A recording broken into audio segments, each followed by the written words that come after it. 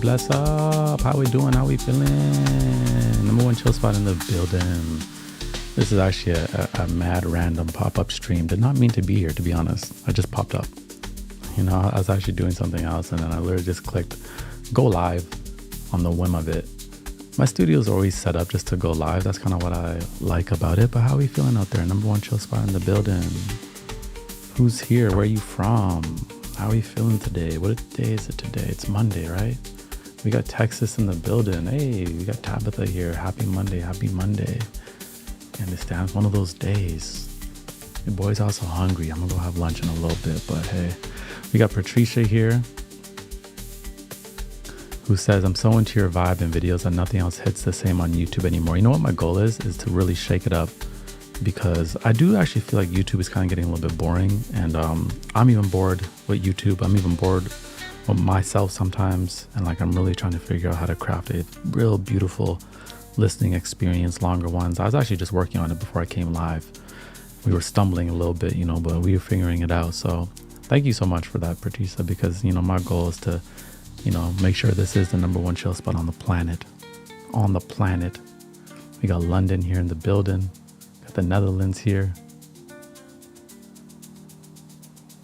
Chicago.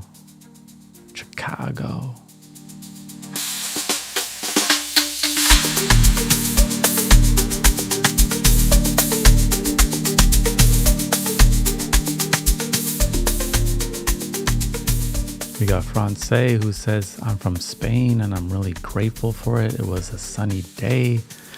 Yeah, gratitude is the main attitude.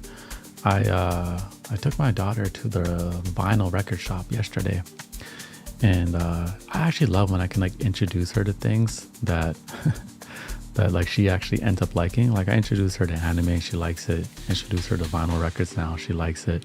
Because you know, as a parent, sometimes you're like kids just, you know, they just like do not think you're cool. Even if you think you're cool, they just don't think you're cool.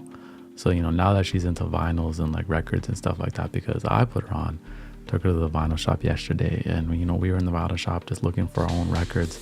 And I was looking across the room and I saw her just like really scoping out the records. And I just had so much gratitude. I'm like, thank you, Lord, for such a beautiful being, like for this experience. And it was raining yesterday. It was like one of those days where I was like kind of tired. I was thinking about a million things I had to do. I was feeling heavy, but in that moment, in that record shop, and I had that gratitude, it was like something came and just hugged me in my spirit. And it was like, everything is gonna be okay. And I was like, nah, life is good. We're loving the life that we live and living the life that we love, you know? Super important. Yikes. Got Queens, New York in the building. Oh, we got a lot of people in the building from America. Yeah, I see America trying to play with Canada right now. I see y'all keep trying to say we're going to become the 51st state. That's what Trump is saying, that make Canada the 51st state. I'm like, bro, do you know how big Canada is? Like, we a big country. That would be one big ass state. We got Van City in the building. We got SS. Nice to see another brother here from Vancouver, BC, Canada. I was actually on West 4th yesterday, my brother. You would know West 4th if you're from Van City. Oh, no way. We got it. That's what's up. We got Devin here. So this was quite cool, actually. Devin here. We actually, see, this is what I love about making content, is like when you get to meet people in real time. So I was at the Grand Canyon and I'm just chilling. I'm just like, oh my God, like the Grand Canyon is absolutely freaking immaculate. I was actually like, just taken away. I was like, oh my God, this is like, I don't know, it's just massive, you know? And then Devin here, recognized me and we had a beautiful chat. She was with her boyfriend and I enjoyed meeting y'all. Thank you so much. And I had a really good time in Sedona. It was, I actually love Sedona so much. Quite cool. Arizona in itself. I almost thought like if I ever live in America one day, I think Arizona is now on the top list of like where I would go, because there's just something different about that place. Like it's just a vibe, and like the colors are absolutely insane. And like when I was in Sedona, it was almost as if I would like they call it like a vortex there, and I would have like no thoughts in like a good way. No thoughts, like nothing was moving through my brain. It was just utter stillness, utter silence, like utter peace. And I don't know what it was, but it was just absolutely freaking amazing. Bruce Lee says Canada got free health insurance. Yeah, but the thing about our free healthcare, it is good, like that we have that, but it's actually really bad as well. It takes really long to get things done. Like if you need an MRI, you're waiting like a year or maybe longer than that. I had to wait 7 months just to get my appointment with my foot doctor. I have a friend right now who needs a family doctor. He's on a 3-year waiting list. So everybody always hears, oh, Canada has free healthcare, but it's not like it's like that immaculate, but it is good that it's like there, but it's not that immaculate either. Certain things will just take a long, long time. Alex Wall says, Sedona is a very spiritual place. Yeah, I heard that. So when I went there, I didn't know initially. And then I kept hearing about the vortexes. And I was like, oh, okay. This place is definitely different. And obviously, like just the red rocks are absolutely beautiful. And everybody was nice. Everybody was nice. I always have great encounters with strangers. I think when I fixed my energy, that's when I started having better encounters. I go out in public and I'm just like nicer, and then you invite that energy back to you. Weather Channel says that Arizona sun was just breaking your brain. Nah, it wasn't even that hot, to be honest. Like Arizona or Sedona had a very interesting temperatures. At nighttime was freezing, and then during the day it would be hot, but it's not like too hot. But it would get hot, but not too hot.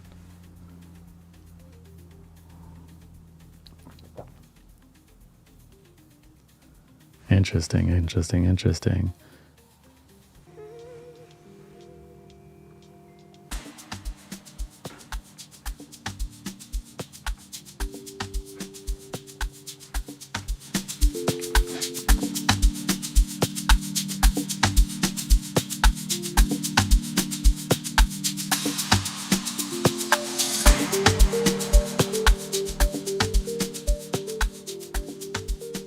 Alex Wall says, concert at the Red Rocks in Denver is one of the most magical experiences. Wow, they do that? That sounds absolutely amazing. SS says, yo, my Van City brethren, anticipate any more batches of your reflection cards. The reminder deck. I actually just opened up a brand new deck this morning.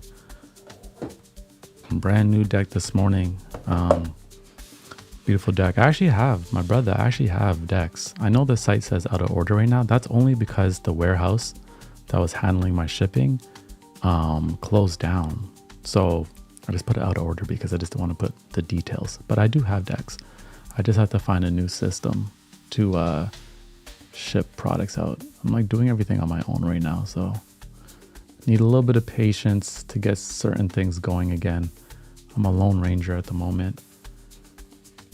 My operations manager had a baby, so I'm back to doing everything myself.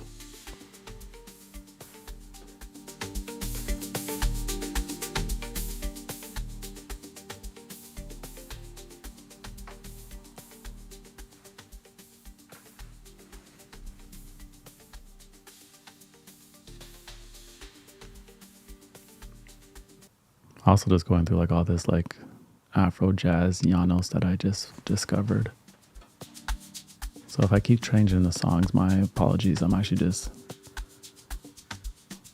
been getting more sounds that will work for the live streams. Royalty free sounds. Making stuff too, which is perfect.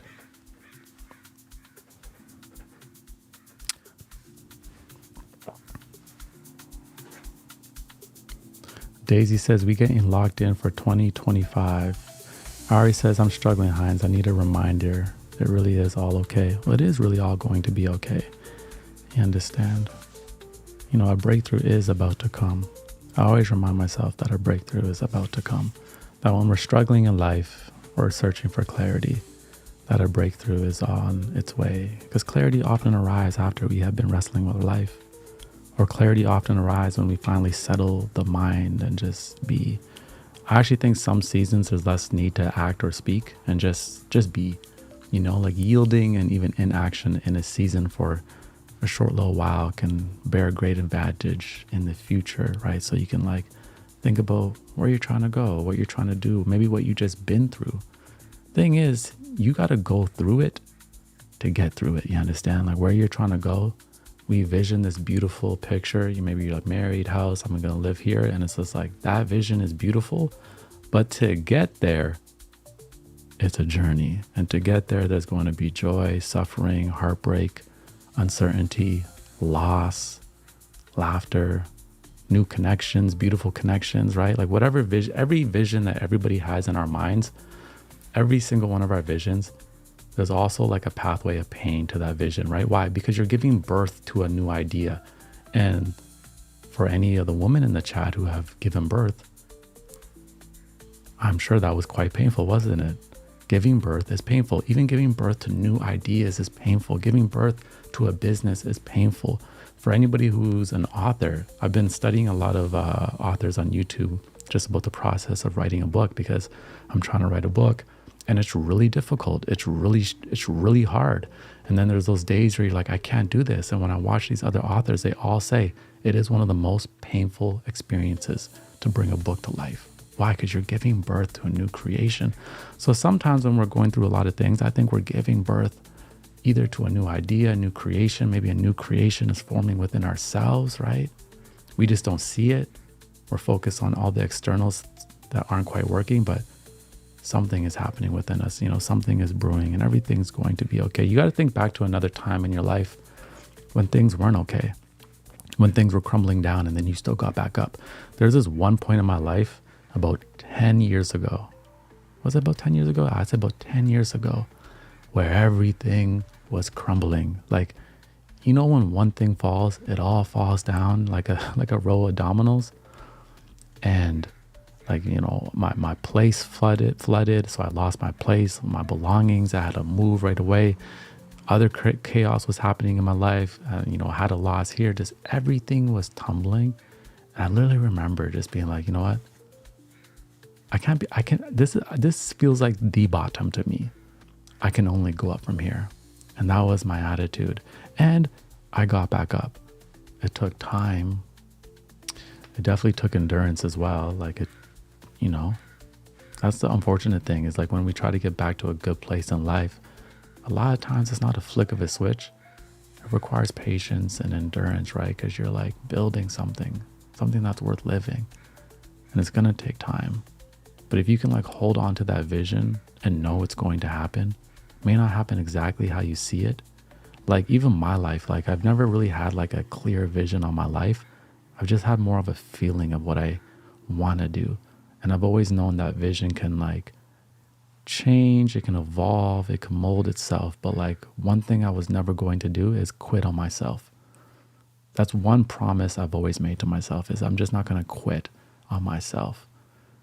May quit this business, you know, may quit going in this direction because it's not aligned no more. But I'm never going to quit on myself and just be like, you know what, I give up on myself. And I would say in like a very difficult season, make that your commitment that I won't give up on myself. I refuse to give up on myself, right? Because if you make that commitment, then you're good. You're good. You know that whatever comes your way, you're going to work through it. You're going to equip yourself. You have the strength. You have the courage, right? Being courageous is not about not being scared. Being courageous is about, yeah, I'm freaking scared what's going to happen with my life, but I'm going to work through it, right? That's what courage is. So maybe in this season, you are developing more courage. Anytime I'm going through it in a really tough season, I try to ask myself, maybe what inner skills am I going to develop in this season? Okay, well, maybe I'm going to become more resilient because it's going to take a lot of energy to get back to where I want to be. Maybe I'm going to cultivate more gratitude and have appreciation for the little things in my life that I've been ignoring. Maybe I'm going to have more grace, more gentle touch with myself, right? Because we get tired of beating ourselves up. Whatever it may be, I think every season has something to offer, has a teaching. Obviously, the seasons we like are the ones where like we're traveling, we're making a lot of money, new connections, success, right? But like there's a season for everything. There's actually a season for winning and there's a season for loss, right? Just like the seasons in nature, the leaves fall down, but the trees still stay strong, waiting for a season for them to bear their leaves and their fruit again. So I would say a breakthrough is going to come, right? Remind yourself of that, have that patience, have that knowing it's going to happen. It's going to happen. It's just difficult going through it at the moment. And maybe try to lean out, create some bridges, some connections, apply your energy in things that like make you feel good, things that you can like really get into a flow state. Like right now I'm working on a project that requires a lot of my time and energy and it feels good. And I put like a deadline on it because I didn't want an open deadline. So I told myself 30 days and at least 80% of this project has to be done. And then I went into ChatGPT and I was like, this is what I'm doing. This is my goal. Create a calendar for me for the next 30 days. I have about 12 hours every day. Apply 7 hours every day to this project. Create the plan for me. And it created the plan. And every day I get to wake up and like know what I'm doing, know where to apply my energy. If I didn't have that in this season, I think I would have slipped into worry more, maybe distraction, and like been wallowing maybe a little bit in that uncertainty.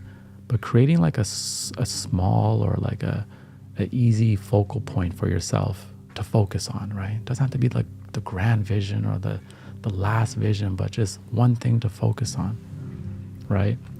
I have 2 goals right now for this month. 2 goals right now are basically a fitness goal and then like a project I'm building for 2025. And it's just those 2 things that are on my mind, nothing else.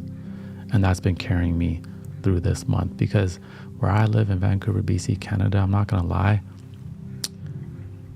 Novembers and Decembers are always difficult months because it's just so freaking gray outside. Like there's like no blue skies. There's rarely any sun. Yesterday, the sun peeked out a little bit. That was a blessing. I had gratitude for that. And I was like, look at the blue sky. I really took it in. When it's gray every day for weeks, and then when the sun comes out, you really have a lot of gratitude for the sun, right? Boom, metaphor right there as well, right? Like when you're going through it in life and you've been in a season where it feels like everything's crumbling, once you have that day of release and you start to see that light again, you have so much gratitude for it. Sometimes life can be good and we just forget to have gratitude and count our blessings. I'd be there. I would say in the last 4 years, 80% or at least 70% of the time, everything was really good. And I would forget to have gratitude. I forget to give thanks. Just because things were going so good, I just accepted that things just work out for me now. And then boom, bad things happened. And then you're like, oh yeah, damn. Lately I've really been, because when you tell someone how gratitude, it's very easy to have like complacent or passive gratitude. Like when you're supposed to say, yeah, I give thanks, but like you really have to embody it and go into it and like make sure that you're actually carving out that space to have gratitude, right? Like a real thank you until you feel it give you a nice warm hug. It's like if somebody expects something from you and then they just say thank you, but they just say it like with no real energy. They don't even look at you. They're just like, yeah, thanks. You're like, are you really saying thank you? Or are you just saying it because you just saying it? Don't make sure your gratitude's not like that. Make sure it's straight to above, straight within, to the creator and just be like, thank you. Thank you for guiding me. And if I'm supposed to learn something in this season, please reveal it to me or give me the patience to endure. And my heart goes out to anybody that's been having a hard time because you know how it is. It's just not fun having hard times, but especially if you're alone. And I've been there.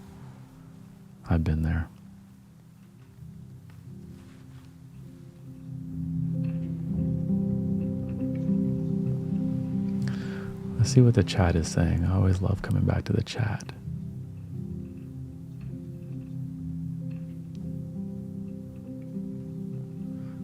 Hardeep says, what about combating that emotion of not wanting to do something, but you have to do it? Yeah, that's just procrastination, right? And I always say, for me, I procrastinate everything. The only thing I don't procrastinate is my cup of tea. Like, that's the only thing I don't procrastinate. Everything else I procrastinate. So procrastination, doing what you have to do, is just a part of the, for me, it's a part of the process. It's just like the first step. But then I move through it, What I like to do as well is, if I know I have to do something, but I'm not trying to do it, I remind myself how it's going to feel not doing it, and then how more things are going to pile on top of me, and then I'm just going to be weighed down. I will picture the worst case scenario, and I will picture how negative it's going to be if I just don't do what I got to do. A lot of things we have to do don't even take that much time, so just do it, especially if it's going to be like less than 5 minutes. Just do it, get rid of the clutter, get rid of the things, get that to-do list, and have like a nice system for yourself. For me, what I find is my days don't go that well unless I already have it accounted for. Like, I have some type of time blocking, and I will adjust it. I will change it, as the day goes if I need to, but just having something there. So I know, like this morning I had to pay a ticket, and if I didn't put that in my calendar, I wouldn't have done it. I would have forgot about it. But I was in Oregon, the cops pulled me over, gave me a ticket for speeding, but I don't think I was speeding, and I was they were ahead of me. And like, the cop was ahead of me and then started slowing down. So I started slowing down, and then like he slowed down so slow to the point I'm like, okay, I have to pass him now, because like I don't know what this guy's doing. And then as soon as I pass him, boom, he pulled me over. What's weird too? In America, why do they put your race on your tickets? Is that a normal thing? Because we don't do that in Canada. They put my race on my ticket. I thought that was really weird. And they summoned me to court. So I realized this. I'm like, on my ticket, I'm like, oh my God, these guys summoned me to court if I don't pay this on December 19th. I got to go to court in Oregon. And then I tried to pay it online, and then the payment portal didn't work. So I was like, oh my God, what's going on? But luckily I was able to clear it up, and I just called the courts and gave them my credit card number over the phone. But if I didn't put that in my calendar, I would have forgot. And then guess what? 100%, the date of that court would have went by. And then I would have been in Oregon again in some time in the next year, because I love going to Oregon. I would have got pulled over, and they would have been like, hey, guess what, Mr. HINDZ? There's a warrant for your arrest. That's what would have happened, all because I didn't write down my to-do list and I didn't move through procrastination. So they do that in the US. That is crazy, y'all. Because what's I'm like looking at the ticket. I'm like, it says I'm black. Like, it said race and it just said B. So I assume that means black, right? And I'm like, I find that to be so rude as well, because it's just like, what do you even just mean by black? You know what I'm saying? Like, it's just like, how do you, like, I was just like, I don't know. I just thought that was wild. In Canada, we don't have that. We don't have that on our licenses either. Like, on our licenses, it just says like the color of your eyes and like your hair and your height and your weight. So I was like, yo, America is tripping, yo. America is tripping. Oh, fuck. Where's that credit card? I guess it's at home. Al says, I'm from Portland. They put your race on everything. Maybe it's a state thing. So Portland's in Oregon. Wow, your race on a ticket? I'm American. That's ridiculous. Okay, so maybe... Yeah, so I wish I had the ticket with me. It's actually at the house. So, you know, the ticket will say like... The ticket had everything that my driver's license said, right? And then it had race. And then it said B. So I'm assuming B is black. I was like, yo, that's crazy. Why do they do that? That makes no sense. That makes no sense. Yeah, just black. Which I find that to be crazy because it's like, you know, black people aren't a monolith. Like, there's so many different cultures within like blackness. So I was just like, what would they put for like a Chinese person? What would they put for like a white person? Do they put W? I was like, I don't know. It's kind of weird. It's kind of weird. We don't do that in Canada. I love America, but that thing right there, whatever Oregon has going on, I don't like that. It's kind of weird.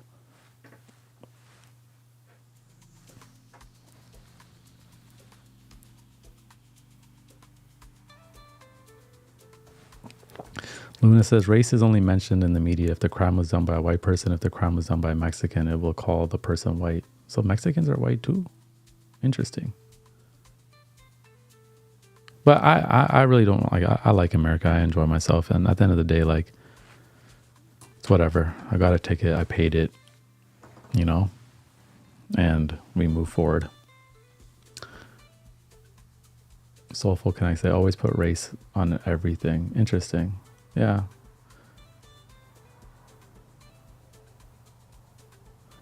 Nicole says probably to determine if the number of black people living in Oregon versus the number of black people being pulled over is realistic in order to consider if there's racial profiling happening. Yeah, that could be. That could be. And I'm not even American, so I guess that doesn't really do anything for them. But it's whatever. It's whatever. Let's see what else the chat is saying.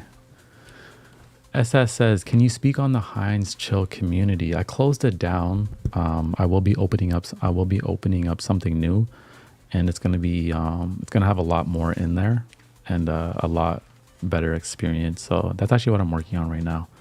So sometimes you have to trim things or close certain things down or just completely stop something to like have a new fresh beginning. And we were going good. We had hundreds of people in there. It was a good experience, but I wanted to do it a little bit differently. I wanted to bring it to a new platform. So 2025, there'll be a couple new community things going on. And yeah, I'm just actively working on that at the moment. So hope that answers the question.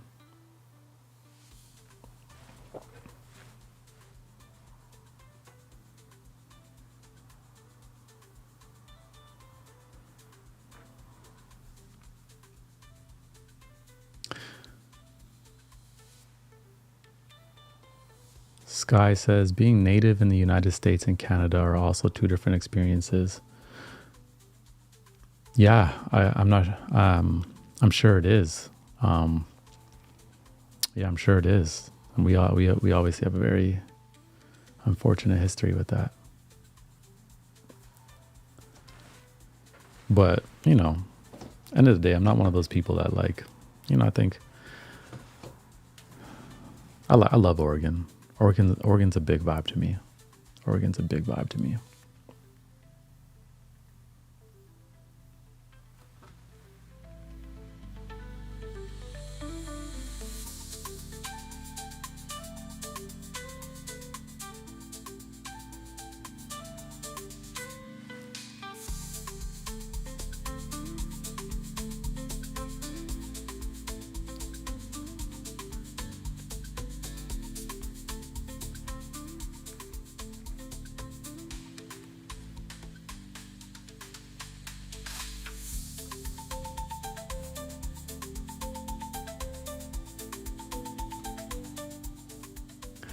Someone said the police are real life terrorists in this country built on slavery. First police officers was slave patrol. Sorry, system.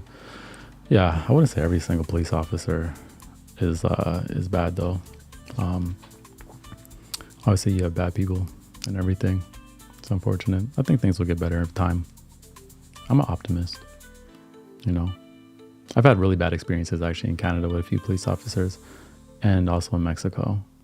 But then, you know, I've also had some like, you know, chill experiences as well. But I've had probably, if I shared some of my experiences, I've had like, whenever I do share those experiences with people, people are like shocked, like their jaw drops to the floor and they're like, oh my God, that happened to you.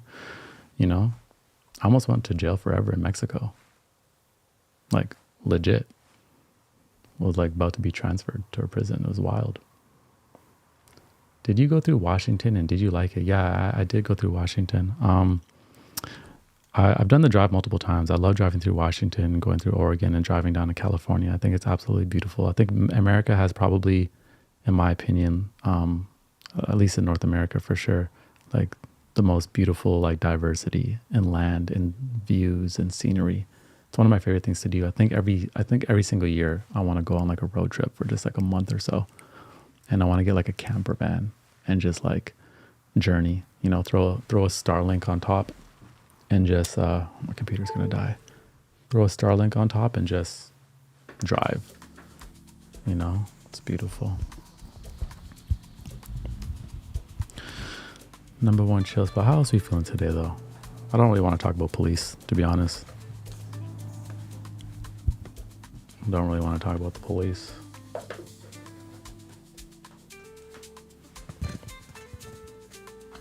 Anybody reading any new books? Anything exciting? I've still been reading Dear Artist, and then this other one called The Book of I Ching, which is like kind of like a Taoist book in a way, which is really beautiful because it's all about it's a practical guide for change when you're like in a season of like crossroads and change. And like the amount of highlights I have on this book is insane. Like I'm looking at it right now. Like you ever have one of those books where it's just like you're constantly stopping and taking notes, or you're just constantly highlighting because it's just like saying so much that is speaking to you? Like it's hard for me to even like get far in this book because I'm just constantly stopping and being like, whoa, wow, that resonates. That's crazy.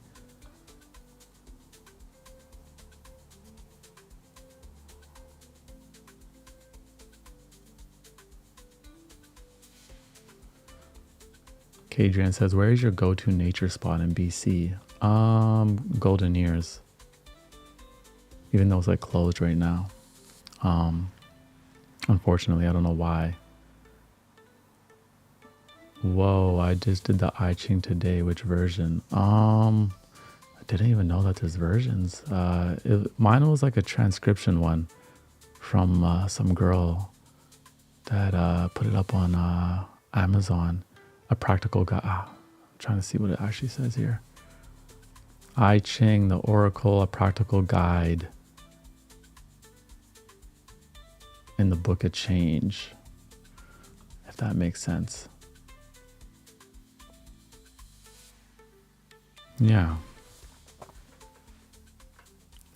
Trying to gear up again for like 2025 and, you know, get things moving in the direction. I see Serial here says bell hooks, everything about love. I have that book as well, actually, in my Kindle. Or is it a different bell hooks? Oh, The Will to Change. Never mind, I don't have that one. I have The Will to Change by bell hooks. Men, masculinity, and love. I enjoyed like the first 30-40%, and then I kind of wasn't enjoying it as much anymore. Yeah, the version I have is white and red, and I have it on Kindle, so yeah.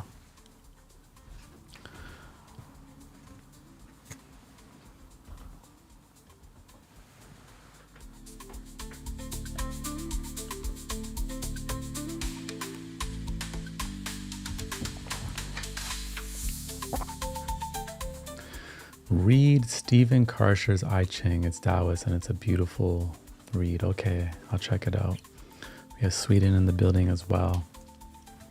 I'm a little bit parched today. It's one of those days I'm kind of tired. I need to go get lunch pretty soon.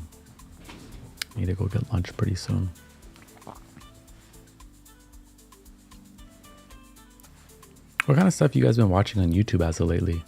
I've been kind of bored on YouTube. I feel like I need to try to like refresh my algorithm. What kind of stuff you guys been watching? Weather Channel's gonna start reading Meditations by Marcus.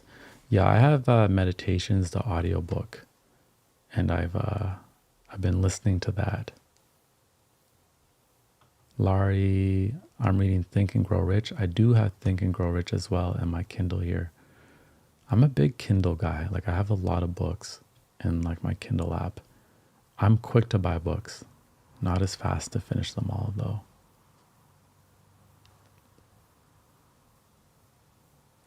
Vivian's reading The Mountain Is You by Brianna West. Oh, you want to read it? Okay.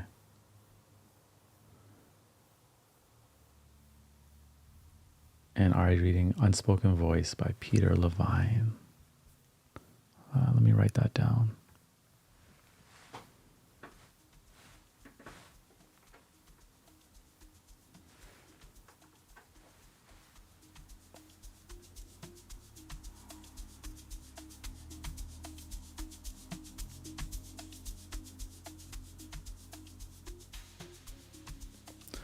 Andrew Huberman, Dan Coe.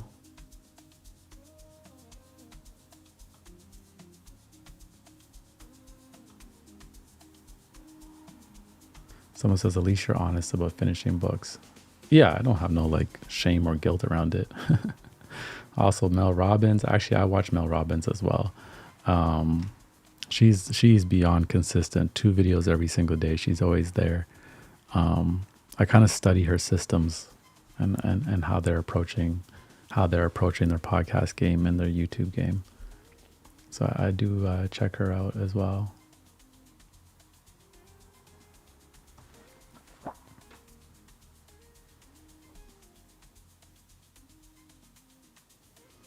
Creative One says, I like actual books myself and I have plenty of Kindle ones. Yeah, I like real books too, but I think for me, it's just like, I just like having like all of them in my pocket, and I like being able to highlight them and then like they're automatically like, I love that this morning I was reading and I highlighted a bunch of things. And if I want to share those highlights with you right now, I can.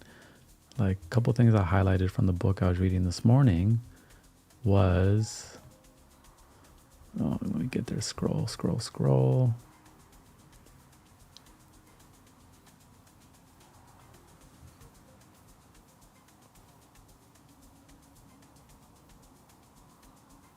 It's talking about have action with enthusiasm, demonstrate enthusiasm, and you motivate. Okay, that's all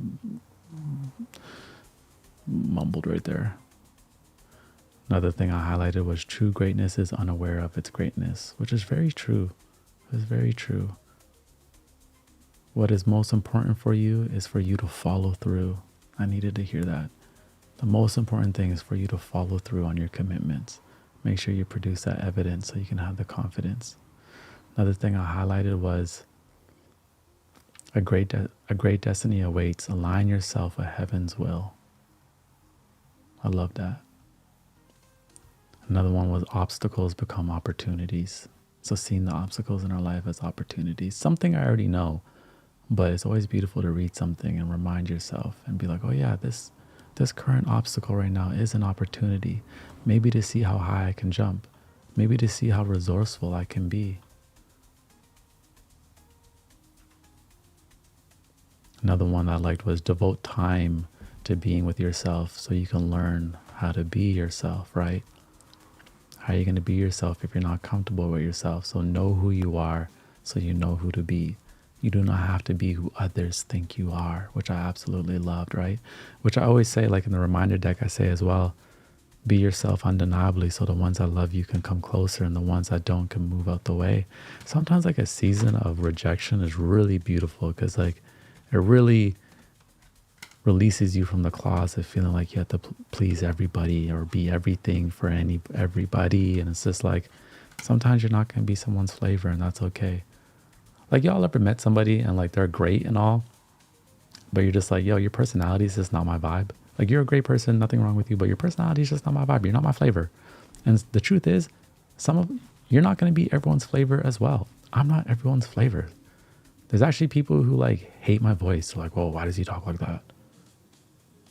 You know what I'm saying? Just not everyone's flavor. So no. Spend time with yourself so you know how to be yourself. And when we can be ourselves, now we're inviting those who love us to come closer, and the ones that don't can move out the way, because we would never want to be somebody else performing for a bunch of people who don't even love the real us, right? It's like creating accountability to being fake. That's what happens when you create a circle of people who don't love the real you off of a fake version of you. You've created an accountability system to be fake, to be somebody else, to just people please. This book is called I Ching, the Book of I Ching, a practical guide to the Book of Change. Another thing I highlighted was resting is not the same as procrastinating, which I like, right? Because sometimes like we're procrastinating And then sometimes we're resting and then we rest with guilt, which if you're resting and then you're guilty and then you feel guilty about resting, you are officially not resting, because resting is not just physically resting. It's also resting the mind and the spirit.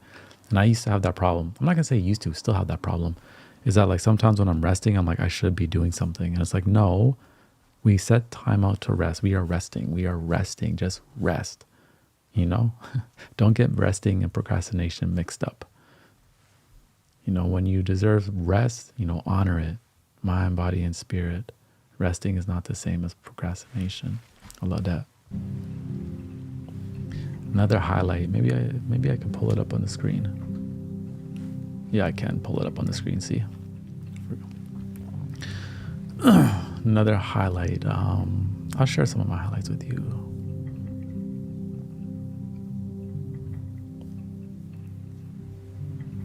It's actually kind of like a divination book, but like that's not like how I'm reading it. Like I think there's like some like practices you can do, but like I'm not really into that.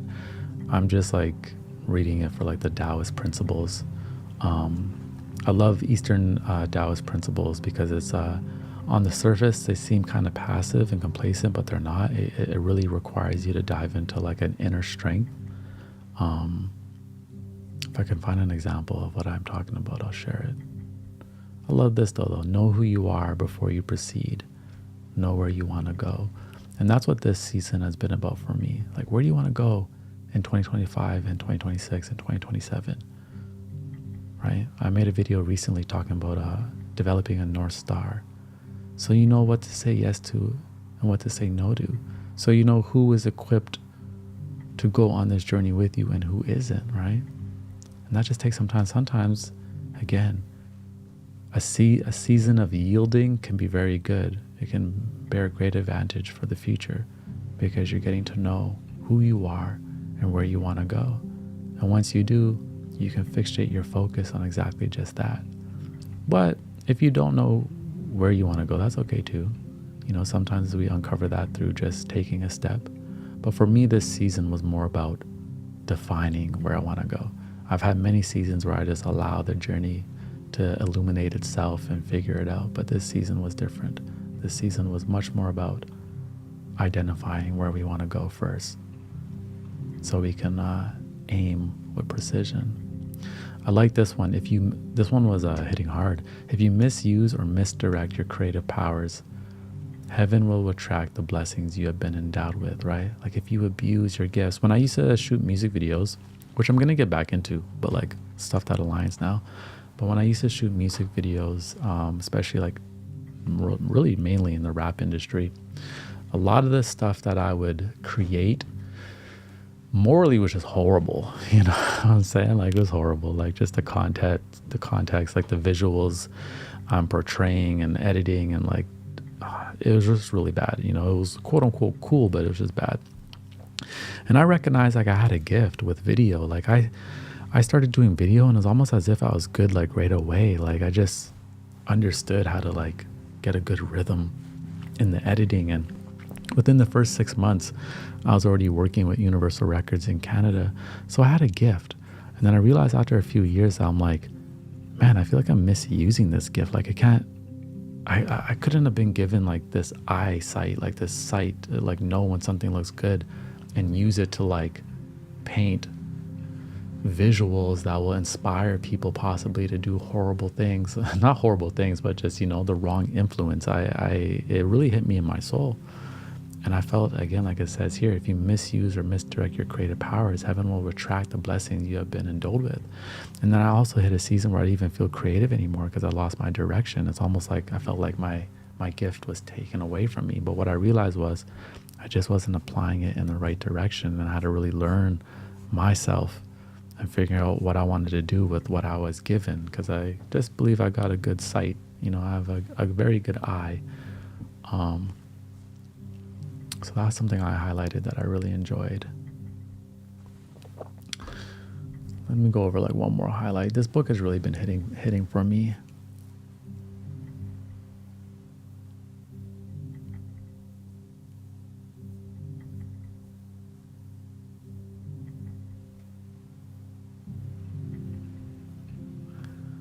This one says, it is time for personal growth.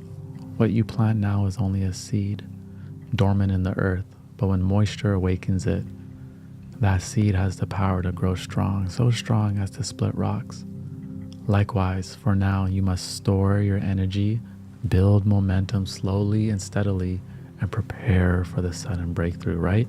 Often we be so focused on like wanting to have a breakthrough that we're forgetting that this season is about preparing for the breakthrough, right? Like, are you ready for the breakthrough? Are you ready to receive the opportunities, the attention, the abundance that might flow in? Are you ready for the new connections that may arrive in your life? Like, we focus on having a breakthrough, but are we preparing for the breakthrough? Making sure that our energy is equipped, our mind is still, right? Building momentum, getting in a good pace. If you're a creator and you're like, oh, I want my YouTube channel to blow up, but the way you've been living your life is like you're not organized and you're all over the place, and you lack consistency, and then let's say one video does take off, you haven't really developed these skills to maintain the channel, that you could lose that opportunity once that one video really takes off, right? So it's like, while you're waiting for your breakthrough, what are you doing? Equip yourself, right? Act as if it's already happened. Act as if you're already in the position you want to be in, right? Stay ready so you don't have to get ready. Maybe that's what this season is about. It's about getting ready. It's not about receiving. It's about getting ready. Are you prepared? Are you prepared to receive the thing that you want? If not, get ready, right? I always say you really don't want anything before it's time, because it could slip right through your hands because you're not ready to receive it. You're not ready to catch it. A lot of people, they say, who win the lottery lose the money. They spend it. Goes down the drain. Why? They didn't have the financial literacy, They weren't actually really ready to receive that type of abundance. They end up blowing it.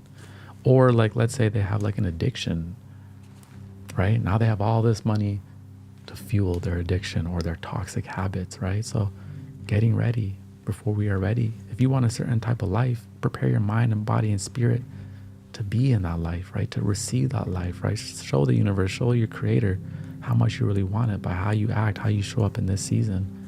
When you don't have a lot to show for yourself, when there's not a lot of wins, when you feel like you're struggling, but you still get up every single day and build that resilience. So I really love that highlight. You'll realize that everything you went through was worth it. Another thing I highlighted right here.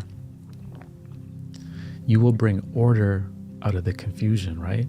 So you may be in a space where you're confused, you lack certainty, you lack direction, you lack clarity. But through getting ready, through showing up, you will bring order to all that confusion. So everything will make sense, right? There's like a lot of ideas and materials and options and emotions you have to work through. And all of that is like stirring in your mind and in your body, and it's overwhelming. But if we take the time every single day, develop the endurance, have the patience, we can bring all that into order and then freaking channel it into the direction that matters, into something that's like going to be exciting and nourishing and going to like blast us off for the next few years, right? Because that's going to happen, Blessings are going to come your way. It's without a doubt. It's going to come your way if you've been showing up and you've been trying your best, and you're exploring your options and you're making sure you're good and your environment's good. So it's a really good book. I recommend it. This one also says, humble acknowledgement that you don't control everything will advance you further than forcing personal control over everything. So loosening the grip a little bit. I love that. I love that.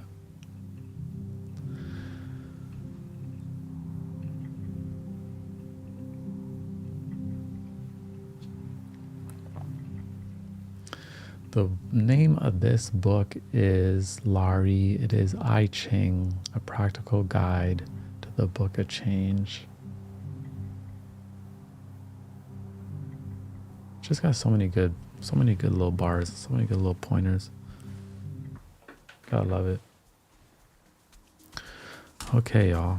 I think I got a couple more minutes and I'm gonna get some food.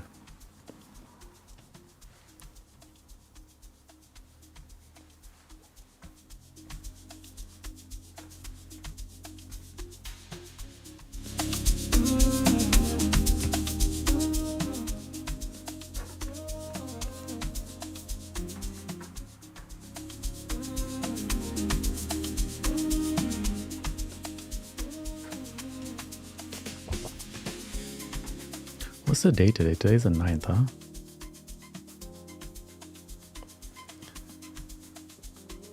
Yeah, she does keep it simple. It's real good stuff. I love a good simple read. I'm a simple guy. I'm a simple guy. My channel's simple. Our live streams are simple. I do not complicate nothing. I keep things simple. It's how my brain works. That's what I like to do.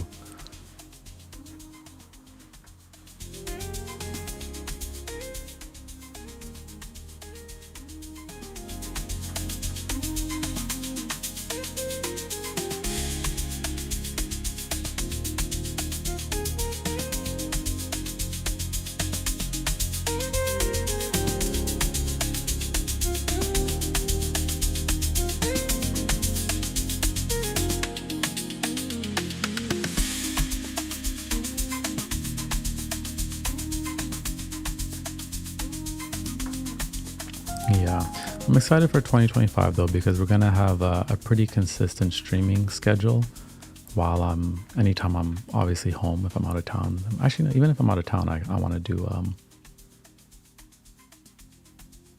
even if I'm out of town, I want to do some in real life streams. But we'll have a much more consistent streaming schedule in 2025. I'm just working on some other things first, so everything can be aligned real beautiful, and we can have like almost like daily sessions, and bring the channel back to a place where it needs to be. Basically, Bree said, "Did you always anticipate your channel to be this successful?" I always expected it to grow. I don't even really see it as successful. And I know that sounds crazy to say because there's a lot of subscribers and everything like that. No, I'm going to reframe that because we built a really beautiful community. I think that's the problem with anybody, right? It's like in your mind, it doesn't feel exactly how I want it to feel yet. I haven't quite got it to where I want it to be. I'm not talking about like subscribers. I'm actually just talking about like what I want to make. It's not there. But yeah, I always had confidence that it would grow because I felt like I was approaching it in my own way, right? I'm kind of a natural contrarian in many different ways. Like I like to fill gaps.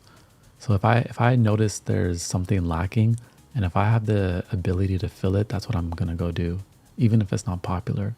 So like 7 years ago, I kind of noticed on YouTube, there was like a lot of pranks on YouTube, a lot of like vlogs, and like a lot of like other types of stuff, and then like gossip channels and things like that. And I was just like, I want to bring balance. I wanted to bring a slower pace. Really, I didn't really see much slower intentional content back then.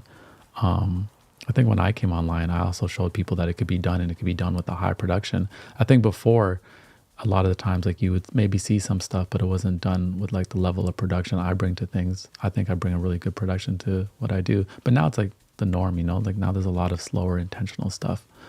So now obviously that has inspired me to like evolve what I do so it can feel that much more different. And because I always kind of focus on doing something that's not completely being done, I always have faith that that's going to work out, that there's always going to be a pocket of people that like that. I think if I just followed the crowd and like followed trends, I would have less faith that it would grow. So that's why I always kind of tell people like, really try to lean into like your uniqueness and your edge. Like right now, there has been a revolution in how many people can now shoot amazing videos. Like in the last 4 years, everyone has become like a videographer in a way, and there's like a whole like cinematic like realm now that like people are really producing very beautiful visuals. And I've been producing visuals for a very long time. So when I look at how many people can like craft beautiful looking videos now, like vlogs and stuff like that, to me, that doesn't feel like a void for me. To me, that's like filled. And to me, I'm like, where can I kind of create my own arena? And that's why I feel like for me, kind of what we're doing now is like trying to create these longer experiences and craft it in a beautiful way. That seems like something I could focus my energy on. And then it's like my own thing still. And then if that inspires other people to do something similar, great. But I always like to try to do something that's like at least, filling a gap. That's the whole reason for our study streams is that like, there was a gap, like a lot of people were losing focus because of short form content. So I was like, hey, let me do these study work with me streams where like we're there for 3 hours. It's completely contrary. It doesn't benefit my channel financially. It actually hurts my channel. but like it's beneficial for the community. So that's just kind of always like my motto behind things is like, where's the gaps? Where's the content gaps? And let's try to fill it if we have the ability to fill it.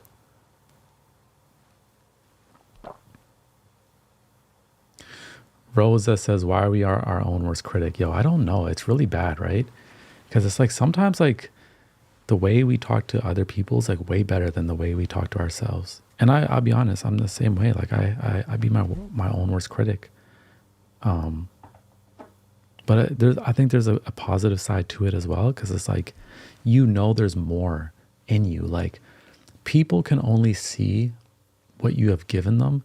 And then in your mind, you're like, there's so much more in me. And it's not even, people don't even know what I can do. And that's the frustration there, right? So I think that's why people are their own worst critic, because it's like your potential, but you haven't been able to fully manifest it and bring it into fruition. So it's like, sometimes you can feel like a mismatch with what you've done and what you can do, because like you're still trying to get there. I think as long as we're aware of that, it's fine. But it becomes toxic when like we beat ourselves into the ground and we're not giving ourselves no more grace,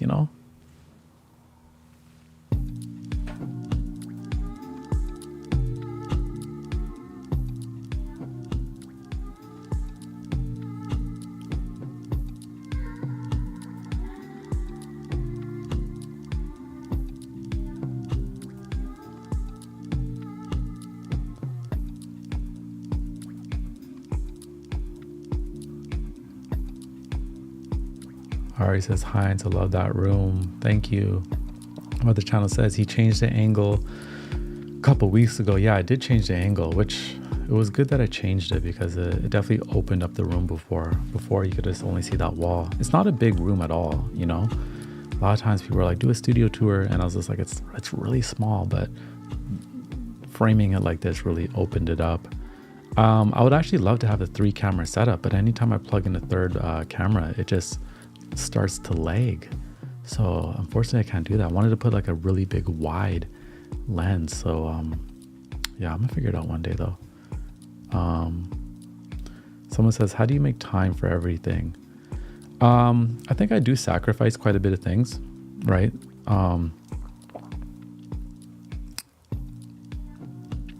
Systems, I'll be honest, like I work a lot. Like even though I haven't been posting videos or like live streaming that much, I'm still like working all the time on other things or like ideas and like potential products in the future. I'm like researching. I'm somebody who's like rarely kind of sits down and watches TV. And I sacrifice quite a bit. I'm somebody who's not really like, in a month, I probably like meet up with a friend once or twice for like a dinner, maybe that. So I'm pretty resilient with my time. And especially like in this season right now, like when there's lots I want to do, I'm time blocking everything. So like, today everything's time blocked. I know exactly what I got to do, where I got to be tomorrow as well. And then I actually do try to work on doing things faster if it can be done faster. So I try to identify like, if something's taking too long, why is it taking me too long? At least when it comes to like editing and stuff like that, I have a long history in editing, so I can edit very fast. And my videos don't really require a lot of editing anyways, because it's like mainly speaking now. But if my videos did require a lot of editing, I can edit a lot of footage very fast, just because of, I used to make so many like music videos and like documentaries and like weddings and stuff like that. So I do that quite fast. And I try to keep certain days to have themes. Like a Wednesday will be like if I had to take meetings or calls, I do it all on Wednesday. So I don't have to shift my brain from different zones. So I don't have to be like creative mode to like now business mode. Wednesdays are normally days I carve out for like all meetings. If someone's like, hey, do you have a call on Friday? With some variation. Certain people, it's like I'll do it on a Tuesday or something like that. But normally most of my calls are on Wednesday, unless if it's like something that requires me to meet with somebody more often. So I'm pretty resilient in that way. But I also think I'm still slow with a lot of things. Someone says, what's your end goal for where you want to take your brand? I started to like kind of like reframe my thinking about like being a brand. I don't know necessarily if I like the idea of being a brand. Obviously I am a brand. I have a brand. But like when I think about where I want to take it, Ari says, I bet he has no end goal. Yeah. Well, I always said, like, I think I'd love to produce like offline experiences. I'd love to like, take what we do online and bring it into an offline experience and, tours. And I'd love to also produce experiences for other people, like be on other people's teams, producing like live experiences and whatnot. And then, get into other things. But I don't really have like like goals in the sense of like, oh, I want to work with like these brands or like do this or like get this many followers. I don't really have that. Like my goal in life has always been freedom, right? The freedom to be like, the freedom to kind of do what I want, the freedom to, when I want to move to another city, let's say in 2 years, the freedom to do that. So the resources to do that. I want to do some type of philanthropy work in like mainly probably Nairobi when it comes to like, two of the slums there. And like, they have like a pretty big population right now of like kids who are in the streets and stuff. So like, how can we build centers and like, creative tools and give people opportunities that maybe don't have them. I want to do things like that, like bridging the creative world and things that I do also with like philanthropy when I'm later in my 40s. I'm in my 30s now. That would be more of my like end goal. So I've been like researching like a lot of like urban planning and like a lot of just like different philanthropy stuff and like how to like channel resources into other areas and like things like that. So I think I'm going to go volunteer in like 2 years with some other organizations just so I can learn like the ins and outs. And then like if I can build a beautiful online presence and offline presence, meaning like I can like create like a beautiful offline experience and tour it. I think it's a beautiful way to also bring people together for these other causes and have people feel involved in them as well. Because I just think, yeah, so those are kind of the things I want to do. But there's no like definite like end goal. I think for the rest of my life, I'll just like, be doing different things. I'll be creating different things. I'd love to like one day study a little bit of like home design and architecture and stuff like that. Just because it's an interest. Because I have my daughter so young, I see myself almost like living life in a reversal, right? Like a lot of people as they get older, they're settling down with kids. I already have my child at a young age. So now it's almost feel like I'm just going to explore more of the world and my daughter is about to graduate. And it's like, okay, let's go explore some of the world together. And obviously she's going to end up doing a lot of her own things as well. So we'll see. Levy says, I want to be at peace and be able to express myself without worrying what people think. Oh, you can do that 100%. That's on its way. Temperance says, how do you manage being on all different platforms? There's so many, it's hard to manage. Yeah, so sometimes I'm not. I'll just be honest there, right? Sometimes I'm not on all platforms. But sometimes you will see me in seasons where I'm like posting on every single platform, right? Instagram twice a day, TikTok, tweets are going, threads are going, YouTube videos are going, streaming is going, right? And that's because I create like almost one umbrella piece of content. And that's what the live streams are, right? So like even right now, today was like, none of the streams I've been doing recently are structured. In the new year, I want to have structured streams to where each one has a theme. And I kind of already 40% know what I'll talk about, and then the rest we leave room for magic to flow in and for whatever you guys want to talk about. But I like to focus on one long form umbrella piece of content and break that down, right? Technically, if I have one really good stream, Temperance Stage, that one stream gives me content for like all my platforms for like 2-3 weeks, maybe even the whole month if it's a really good stream. I can get 30 really good clips from one stream for my Instagram. I grew my Instagram by 250,000 followers by just posting clips from my streams. And I was posting 2 a day. And those were just coming because I was streaming. So I like to create one long form piece of content and break it down into other platforms. And then obviously I will curate certain things for other platforms as well, but it's very difficult. So sometimes what I like to do is really, I'll focus on one platform at a time until I feel like I have a good rhythm, and then I'll start to bring them all together and then go forward. But it's very difficult. Like, you don't have to be on every single platform. That's an illusion. I would say pick two, right? And if you pick two, if YouTube is your main, which I think YouTube should be the main, your YouTube can funnel down into short form content. You can create long form content with the idea of how it's going to be short form content already, right? Like, there are streams I make where I already know, like, this topic I'm getting into, for the next 10 minutes, I'm actually not going to look at the chat or talk with you guys, because in my mind, I'm like, this is going to be a YouTube video. So sometimes when I'm on live, I'm actually making a YouTube video, and I make sure I have like a clean 10, 15 minutes of just talking, so I can clip that and post it, right? So again, I like to create one long form piece of content and break it down.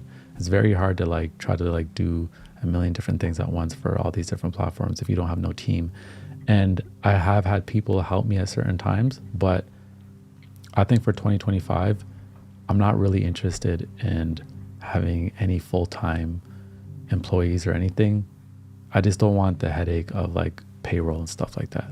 And I just want the fluidity of, if I decide I want to take a month off, I'm just going to take a month off and not have to worry about people not having anything to do. So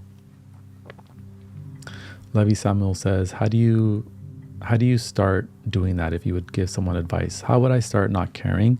Is you just have to start doing the thing. The thing is, you're never going to not care what people think before. You have to go through it. And it's not an automatic switch. Like, there's layers of your skin that have to be shed off, and you're going to go through different things in life, and each layer will get shed off, right? Like, when I started on YouTube, I did care what people think. If I got negative comments, it would bother me. And then, certain comments, like, way less. And then you go through other things online, and then like it sheds your skin a little bit more, and you start to build and you start to go, and you realize, as much as like in the Gita or the Tao, they also say, take the praise and the blame the same. Take the praise and the blame the same, right? Which I absolutely love, because if you take the praise, like if you adore the praise, it's going to get to your head, and you're going to be chasing the validation of everybody else so you can get that praise. And if the blame really hurts you, again, you're not going to be able to create authentically, because you're going to be afraid of people voicing some type of judgment or opinion, right?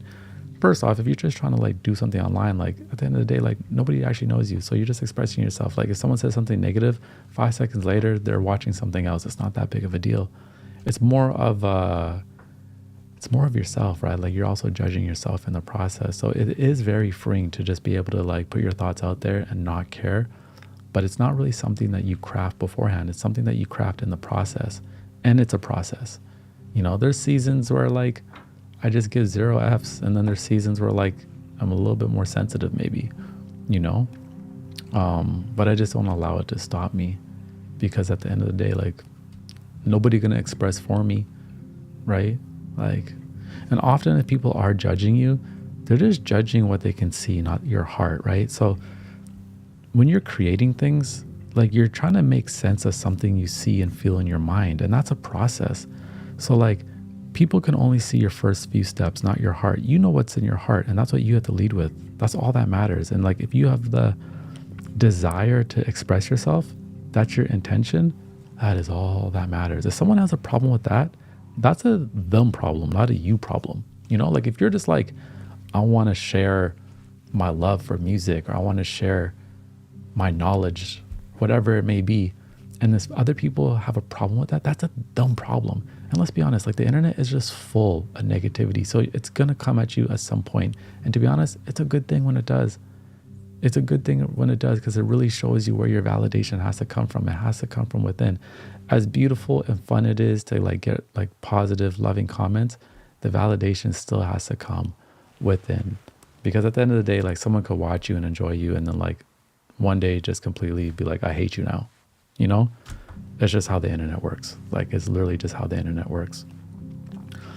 And authenticity is a journey, it's a journey. You will have seasons where you are inauthentic just to know what authenticity is for you. You will do things that you realize, oh, that didn't feel good, right? Just so you know what feels good. So it's literally a journey. And it's not about, like, I'll stop caring when. It's like, no, I'm a try while I'm doing it, like while I'm in the process. And nowadays, like everyone, like not everyone, but like a lot of people are online. A lot of people are creating things. So it's not even like, when I started like making some YouTube videos, like nobody was watching. And like I had 100 videos. And like, I think not even a single video had more than 1,000 views.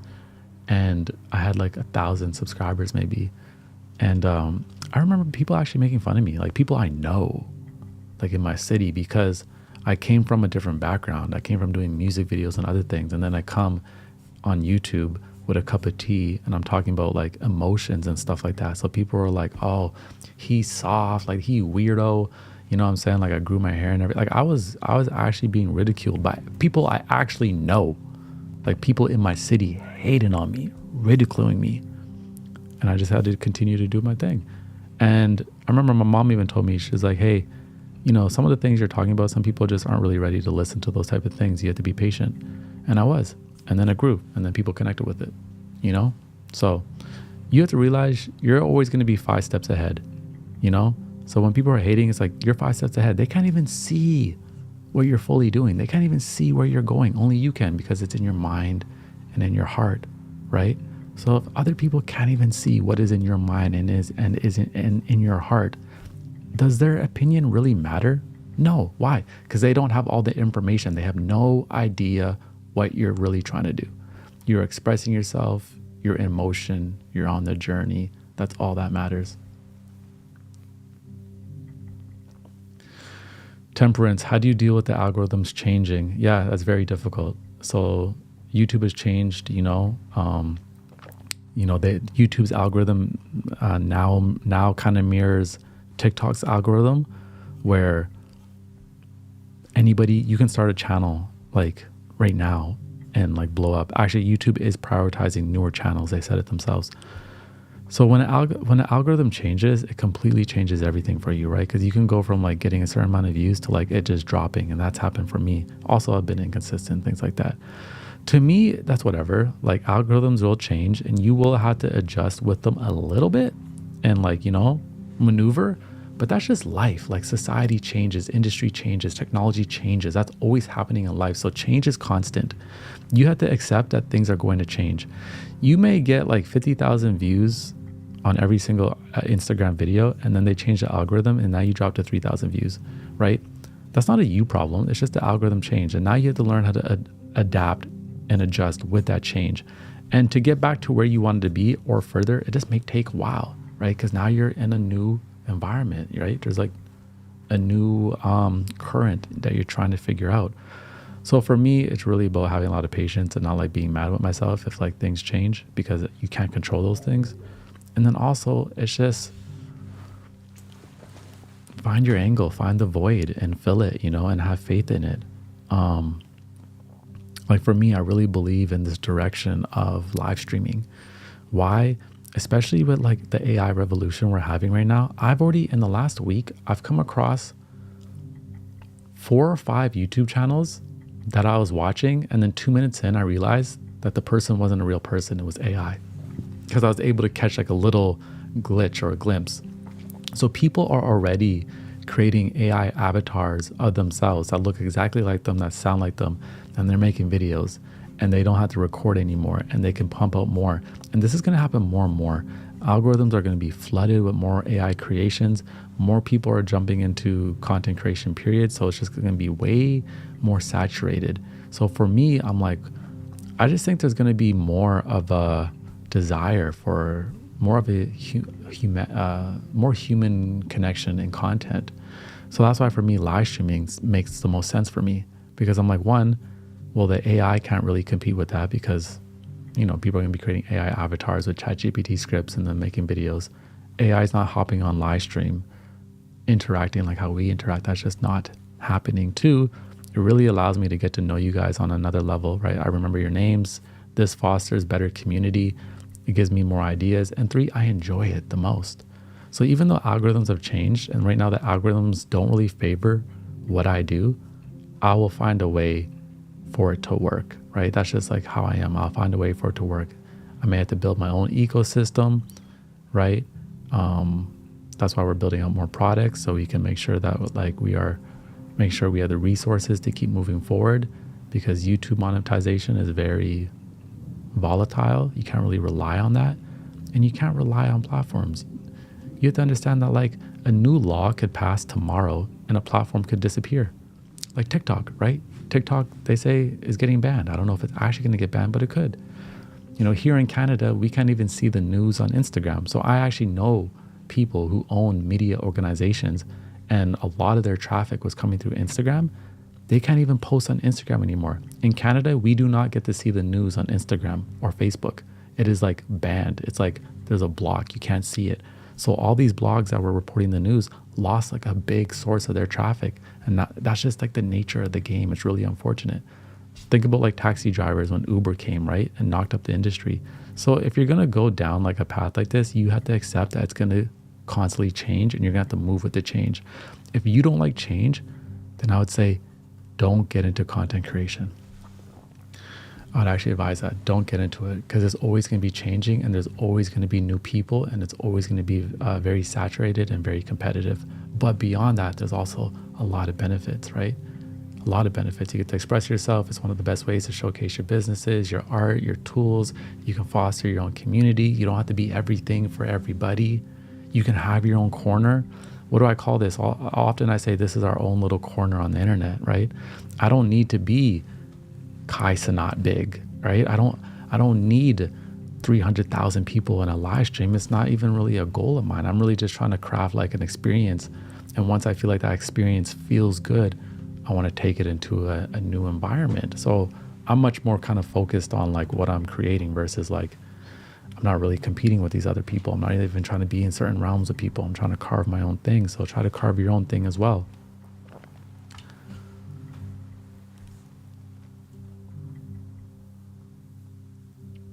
I feel like that was a little bit of a rant there. You get me going on these topics, and then it gets too real. But yeah, things really do change, and it can be scary, especially if you're just used to like a certain metric or a certain dollar amount because of your views, and things change. So it's not for the weak, for sure. Someone said, yeah, not a fan of Kai Cenat. I think I'm just too old for Kai Cenat. But like I respect like the fact that like he's like, I think I would actually love to see him do movies, because anytime I see him and Kevin Hart and the Drewski guy, and they do these skits, like these well-produced skits, I'm like, Kai's an actor. Like Kai can do movies. That's fire. And I love seeing how someone could like take streaming to such like a mainstream level and pull these big names like Nicki Minaj and SZA and Kevin Hart to his bedroom and stream. Absolutely love everything he's doing, but I don't watch it because I don't actually enjoy it. But I just love how it's working for him, and like how it's gonna catapult him into like movies, and he's gonna probably become a bigger and bigger star, for sure. Aisha says, do you ever feel the need to gatekeep your knowledge? So this is actually something I struggle with a lot. I actually really struggle with gatekeeping things. I kind of like just giving everything away. Even me live streaming, I've had people tell me like, hey, you need to stop live streaming and giving so much access to you, because it's like, if you try to like sell something over here that requires access to you, you already give it so much access to you. I've had also people recommend to me, people who are in platforms recommend, don't answer questions on your streams unless people pay. And I'm like, I don't want to do that. I don't want to do that. I really struggle with gatekeeping things. I really struggle with that. I don't really like doing it. That's why I like my podcast, is that I've just given away all the content for free. Now I am going to have some digital products in 2025. So that's a form of gatekeeping, but that's also like going to be curated and in a different environment, in a different way that wouldn't even fit on YouTube. And it's meant to be like, it's going to be a different thing. So obviously that will be behind a paywall, but most things I just prefer to like be here. And again, that may not be the best monetization wise, but I don't know. That's just kind of how I am. It's kind of how I am.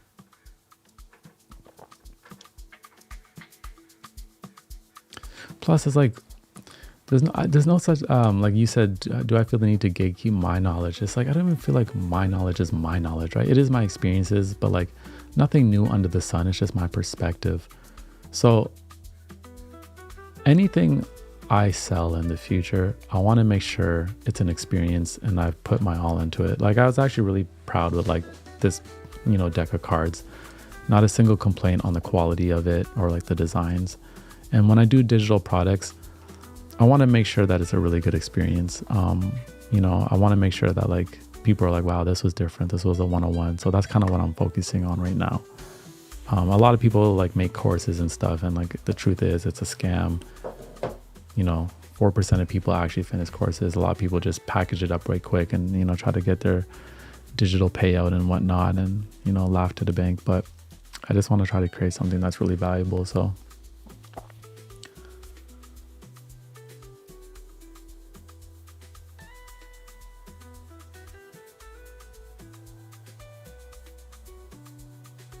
I love your way of thinking. You get paid energetically.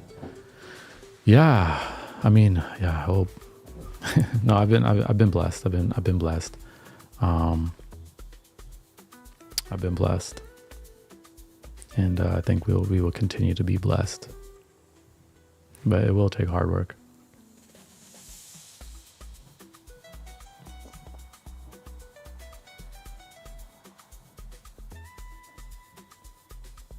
Thank you, Emily, for tuning in for a few years now. That's beautiful.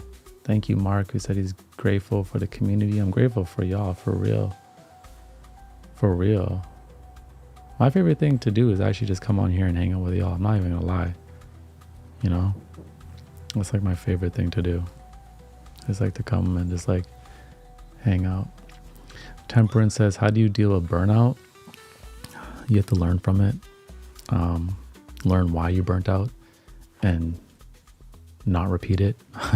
There's twice in my life where I burnt out really bad, and I burnt out so bad I even kind of formed like a deep procrastination to work again. I almost like my brain resisted ever working hard after that because subconsciously, I guess my brain was afraid of like what I would put it through. So you have to learn how you burnt out, like what can you do in the future to prevent it and create a more sustainable approach.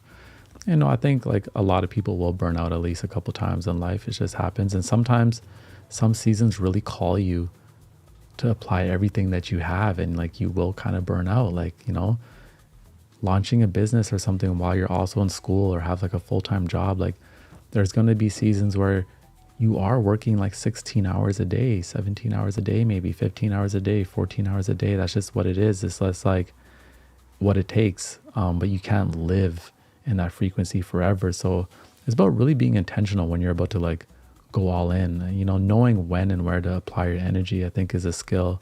There's wisdom in that comes with experience. So I think I'm pretty good now at like knowing when to hold back my energy, which I have been doing for the last few months. And then like right now I'm starting to pick it up and I'm about to like, I'm doing about 12 hours a day trying to build out some products. But I know at the same time, I'm not going to do 12 hours a day every day in the future here. But for the next 30, 45 days, that's kind of what I've commanded myself to do. And I've learned from my mistakes in the past. So to know like what I need and what are my non-negotiables, right? Like good night's sleep, eat good, all of that. But it will happen. Yeah, Temperance says, that's where I'm at right now. Procrastination on everything after burnt out. Yeah, so it's a little bit of a process. You have to think about it like this. Imagine you're playing a sport and you sprain your ankle or you break your ankle really bad, right? And then you heal. Even after you heal, you're still going to be walking on that foot a little bit weird, right? Like hesitant to put too much pressure on it because that's how you've been walking. Like, it's been hurt for a while. When you burn out, you will naturally be hesitant from going deep or hard into work. Because again, you injured yourself. It's not a physical injury though. It's like a mental injury. You injured yourself and now there's hesitation to approach the work. So you have to guide yourself through that and kind of have more grace with yourself and just pick it up in more of a sustainable approach and try to do work that excites you, right? Because something that excites you, something that you're interested in really compels you to go deep into the details, and like a whole type of energy will assist you through that versus like, let's say you're creating something you don't even like. Now you're trying to exert so much discipline and willpower just to get it done. And when it comes to content, like you really want to try to create things that like you enjoy creating, or else you put yourself on an assembly line. And that even leads to burnout faster because you're not doing things you're excited about. Like I'd rather burn out on something I love than burn out on things I hate, right? It's harder for me to burn out if I'm working on things that like give me, because certain things will give you so much energy. Like there's things that I've made and I didn't sleep for 2 days. And it's just like, I didn't care, but it's just like, that gave me energy just making that thing. Although I was deprived of sleep, making that exciting thing gave me energy. But it is a process to get yourself back. And it took me, I'm not going to lie, it took me a while. Like, I don't want to scare you, but it took me a while to get back, like to recover from like a really bad burnout.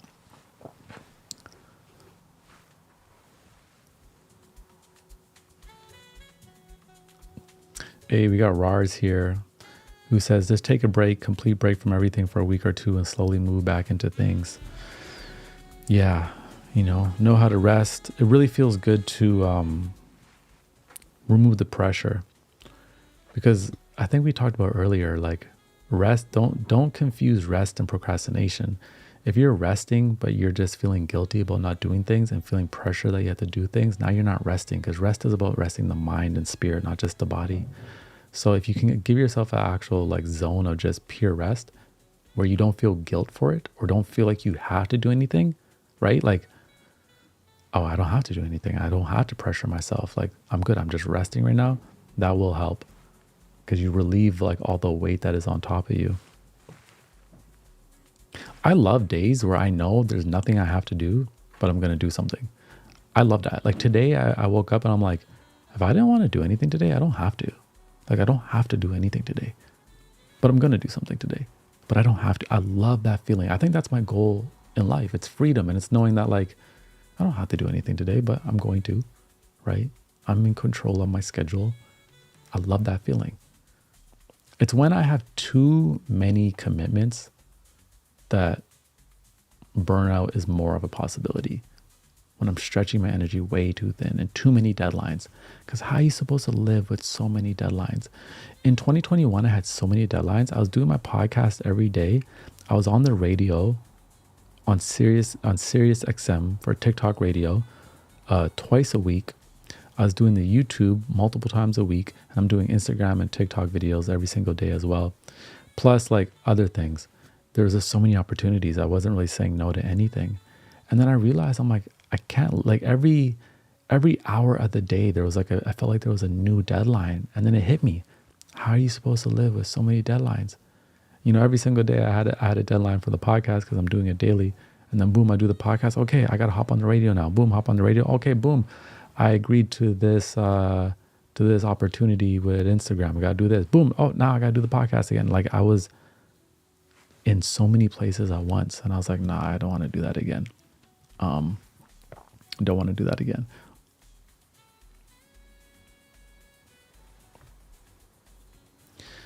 Yeah, so I was listening to a podcast yesterday, and it was about this guy who is like a one-person business, and he's like, listen, I could scale up and make 2 times the amount of money I make, but he's like, I already make good money.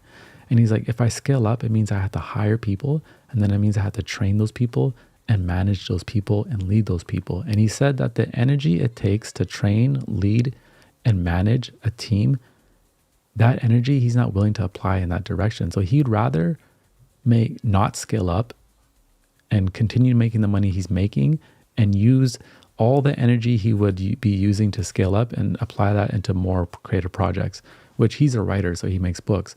So he's like, instead of me trying to scale up the content side of my business and having a whole social media team, he's like, I would rather not scale up. He's like, I'm already doing well, and I'd rather just put that energy into this direction. This other guy I listened to, he said when his book became a major hit, he got tons of speaking opportunities.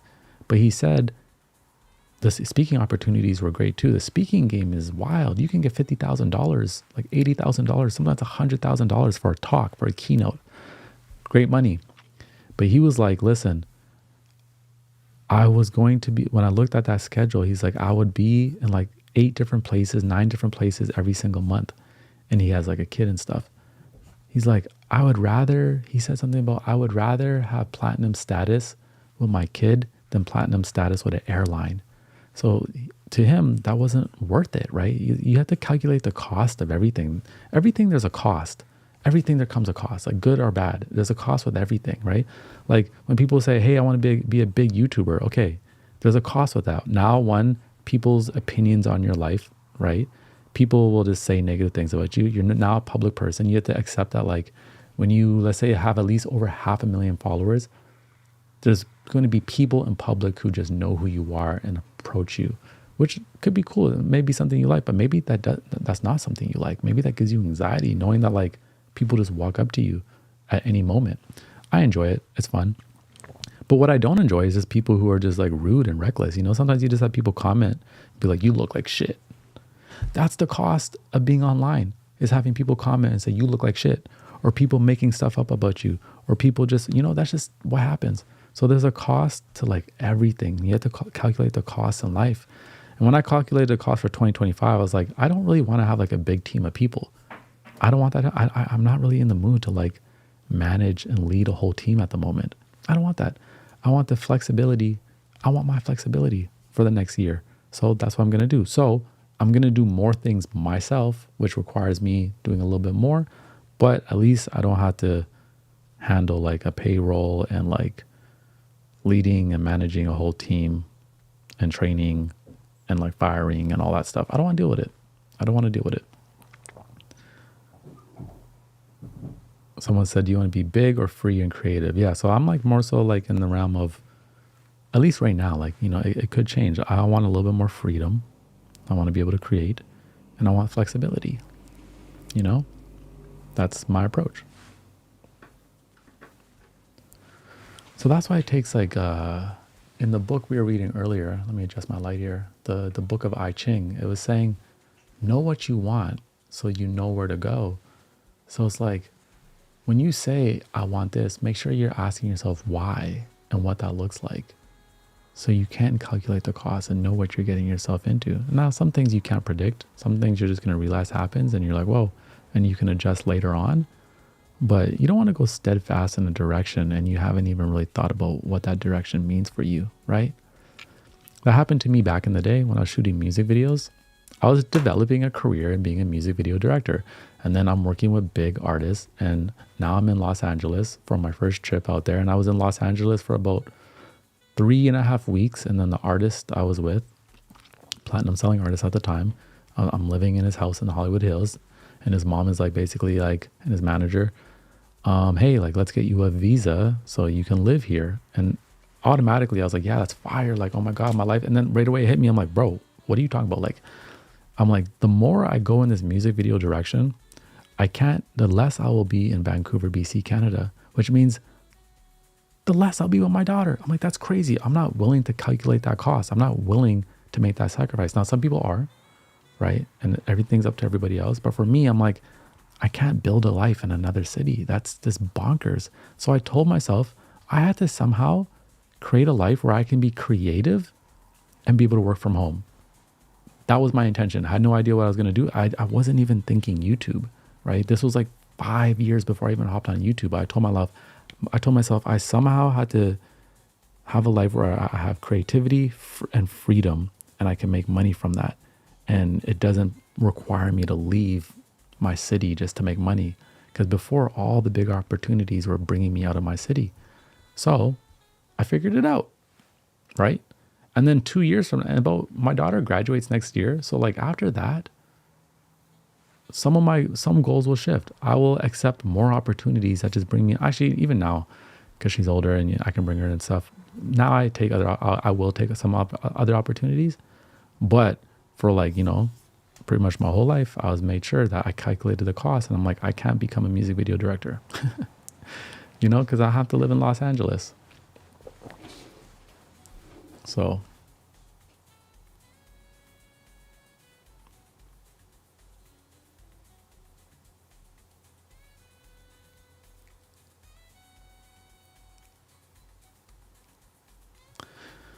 Temperance says, what is the biggest difference of your channel with going live and just posting a video? I feel so much more restricted with going live on a schedule. Yeah,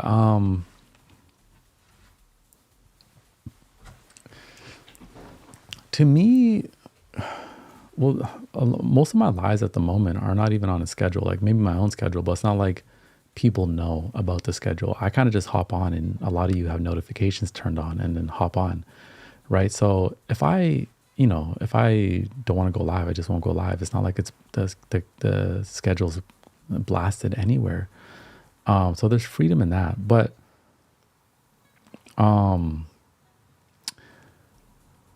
me, I don't really see posting a video and a live stream as like they coincide with each other, right? I'm not going to give up one for the other. I'm going to do both. Like posting videos are always going to be better for the algorithm. They're always going to be better for, getting new viewers. Live streams is really more of a niche part of the community and stuff like that. They're two things that like work together and empower each other. It's not like I'm really trading one for the other.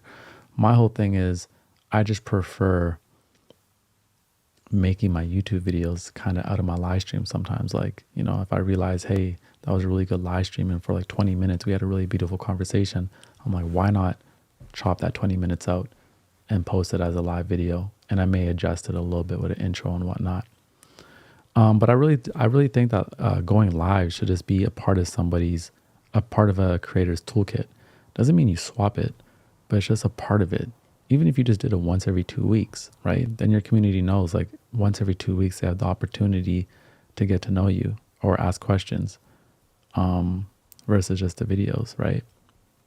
So, yeah.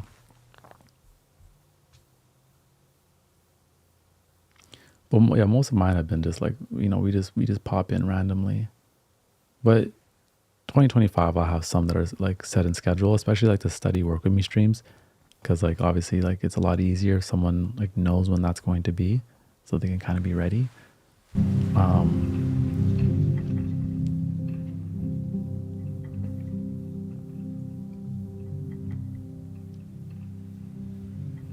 Yeah. But my process is not your process, and your process is not my process. So like you're going to really figure a lot of stuff out from, asking questions and then choosing what aligns for you and what doesn't. And then a lot of trial and error, right? You're going to develop your own systems, your own way of being, what works for you, what platforms work for you, what don't, your own cadence. Like I am somebody that will take my foot off the gas. I'm kind of like how J. Cole is in like hip hop, like he comes around and he's like, boom, he's dropping videos, he's around, boom, boom, boom. And then he kind of disappears. I do the same thing. I do the same thing. I'll be very active, boom, boom, boom, boom. Then I kind of retreat a little bit. Some people would say that's a mistake. Me, I actually think it's good because it's like I can realize new things about myself and I take a break. It's a good thing when people miss you as well, right? Like nothing wrong with that. That's just like my cadence, and I always come back. But it's about finding your own flow and your own rhythm, and that just takes time, and you're always adjusting it. And it's really about asking yourself what brings you the most joy, right? So like for me, although like I have like over 10 years and like shooting many different types of videos, Like I rarely ever leave my house and make a video like outside. Why? Because it's not what brings me a lot of fun right now. When I ask myself, do I want to spend majority of my time editing, or like do I want to like make sounds and like make trailers for the live streams? I'd rather do the stuff for the live streams. So I really follow what my joy is. That's kind of like my motto. Now that may not be the best motto in every season or for the algorithm, but in the long run, I think it'll be the best. You know, I think it will give me longevity.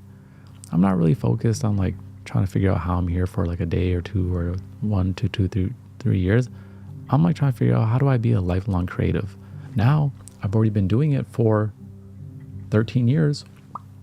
You know, I've been a professional creative for 13 years. Right. And within each of those chapters is looked very different, and it evolves. I actually had this realization the other day, is that like I don't really identify with having a career, because I've always said, like, you know, 4 years from now I may pivot in another direction, complete other direction. I actually most likely will. I don't know. And I'm fine with that. You know, I kind of really move through life where I feel I'm needed. And if something is brought to completion, then it's brought to completion, and then I go where's next. And I kind of really craft that faith through my spiritual umbrella, right? Through, you know, having a faith-based system, believing in God, that like I will be taken care of and I will show up wherever I am needed. And that's kind of what I focus on. So like right now, I like streaming, I like being on YouTube, I like making content, I like doing all of that. 4 years from now, that may completely change. It may completely change. Maybe I just open up a little cafe in like Tokyo, and for 4 years, that's my project. I don't know, right? I don't really have like a career in my head like that. I just like have navigated in different arenas, you know? Everything has been around visuals and sound, and I will carry that with me, obviously, till the day I pass, most likely. But I really just kind of apply myself, and especially in this era where everything is changing so fast. Like, I don't think anyone could predict what society is going to be like 5-10 years from now, especially with AI. Everything's about to change. So I don't really hold on to like any single label. And I just kind of have faith that like, okay, I told myself I'm a lifelong creative, and I value freedom.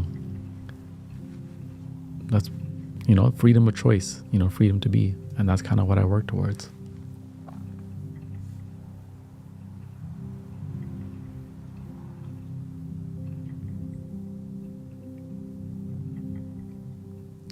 Someone said, how do you go upon sharing your story if you feel like it's too deep or maybe uncomfortable? You can kind of share your story from like a third perspective lens. Like, you don't have to get into the nitty gritty details of it, right? You can just speak on the emotion, but you don't have to share like too many personal aspects of it. Also, like anything you've been through, someone else has been through, they've experienced it. So if you think it's too deep, like, I don't think, like, it's only too deep if you feel uncomfortable sharing it. But if you feel comfortable sharing it, just share it, right? There's going to be someone that's actually very thankful for your vulnerability. Vulnerability really is like a way for individuals to release shame and judgment about something and feel confident in telling their story. Vulnerability isn't like a tool to give followers, although that's like what a lot of people use it for. Like, it's like a new angle to like get more followers and trust. Vulnerability isn't a gimmick for trust. It's literally to like remove the shame and judgment about something and feel the freedom to tell your story if you want to tell it. But if you don't want to tell aspects of your story, then don't. You know, like, I think people need to understand that if you're online, there's going to be parts of your life you want to keep very sacred. You know, like, I don't sell your personality just for the sake of more followers if you don't want to give parts of yourself. Like, there's many parts of me and things about me that I keep private. Why? Because I value certain aspects of myself to be sacred. You know, I don't share pictures. I don't share pictures of my daughter. I don't even really share. I don't share her name. People ask me like many things about her. When I talk about my daughter, I talk about it in a vague way, and different things that we do, but I don't give details about her. A lot of when I share things, I actually don't give details about the story. I speak about the emotion and what I experienced, but I don't give always the exact details of what I went through, just to like have like parts of my story for myself still. And then some people are like completely open books, and that's their style, and that's fine. But with the internet these days, I don't think anything's too deep for the internet. I see the craziest shit on the internet. Like people run to the internet with anything and everything. People will run to the internet and juice up a story just to get more clicks, and make it worse than it even was.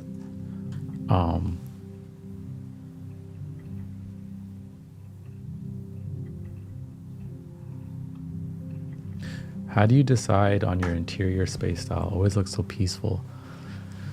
It's all intuition. It's not like it's not necessarily a decision beforehand. Like if I look at something, I just know if it looks how I want it to be or not. And yeah, like if something, it's very intuitive. Everything I do is really intuitive. But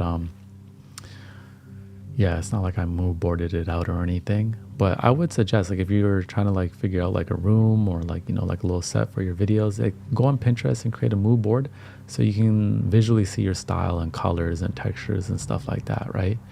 And then you kind of start with one piece and go from there and start adding. But, you just have to trust your vision. You have to trust your own style.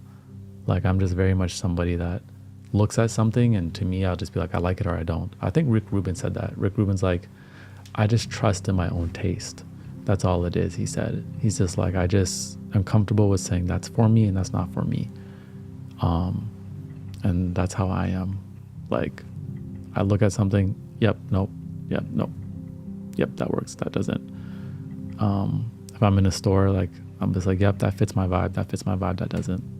It's just kind of like world building. But everyone has a style. Like if you're shopping and you're like going through a closet, going through the racks, you will naturally just stop at a shirt. Like you can scan through 30 shirts and then for some reason you stop at a shirt. Why? Because it's called to you. It's something about the color, the print, the cut of it.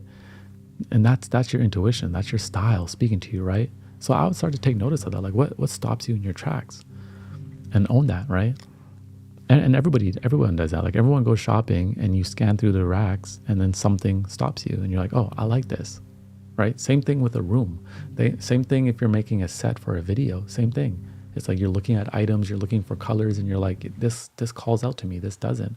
And then you also have to think about the feeling you're trying to portray through the screen if it is like a video type of thing, right? Obviously, like obviously my videos are more conversational, slower, and we have warm conversations, so I'm gonna have warm lighting. Naturally I prefer yellow lighting, brown tones, obviously, right? Like this side of the room is actually bothering me, like this, like I need to change some stuff over here and stuff like that, but it's fine right now. Right, like yellow warm lighting, right? If this room was all white, like a minimalist style, all white and silver, it'd be a very different feeling. And I wouldn't even be comfortable in that environment because that's just not my aesthetic. Like white and silver is just not my vibe. So yeah, it's just owning your style and being all right with it. Like just being comfortable with it.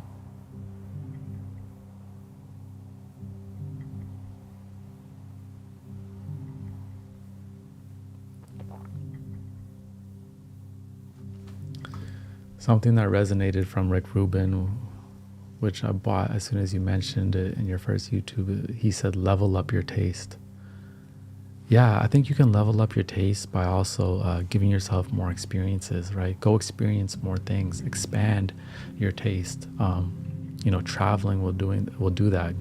One of my favorite things to do is to go to like unique restaurants or cafes, like the type of restaurants and cafes that aren't franchises, but they're like an individual's personal passion project, and you can feel it when you go in because it's their personality in the place. It's like that's what I love to experience. Expand your taste as well. Go to museums, go to art shows.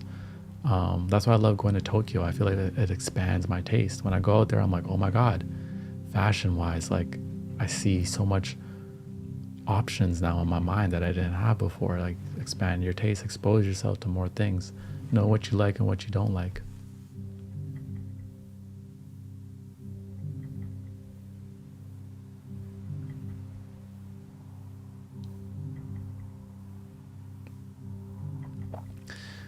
Thank you, Techo Adam. I appreciate it. So true. Local cafes bring a whole great energy. Yeah, I love that. I love absolutely experiencing someone's passion project through it, a cafe or like a restaurant, or maybe it's like a tea shop. Because for me, I'm like, I know that this was an idea in your mind and in your heart, and you probably went out on the whim. You had no proof it was going to work. Like, content creators, we can make content, put it out and be like, okay, that doesn't work, and try again. It's not that big of a deal. But like starting a whole business, whole cafe, like you have no idea it's going to work. You got to pour all this money into it. You spend so much money before you even make your first sale. It's a massive risk. And when I go into someone's establishment, and it's just like you walk in there and it's like an aura in there, there's an energy in there, and like the colors and the vibe, everything's just intact. I'm like, I already know, like, giving birth to this was painful, and I appreciate the gift to be able to experience this. And I love it. It's like one of my favorite things to do. Something I wanted to always do in life was to be someone that reviews experiences. Like how there's like people who review movies or restaurants. Like I've always wanted to just do a review channel on just whatever, though, like anything. It could be like me reviewing a tea shop, a restaurant. It can be me reviewing a flight with an airline, me reviewing a hotel, me reviewing a certain product, like just like experiences, things that were just like good experiences. I've always wanted to, because I just like my taste. I just always wanted to be able, I think I'm good at going to a place. If I go to a place, like I automatically identify what is good about it and what is like needs work. It's just how my brain works. And I've always wanted to like just review things. Maybe one day I will. I just don't know how I'd document it, because I would hate to like walk around with a camera into places. Someone said, what are some activities or hobbies that bring you peace? I think I like going for walks in nature. I know it sounds cliche, but it really is something I like to do.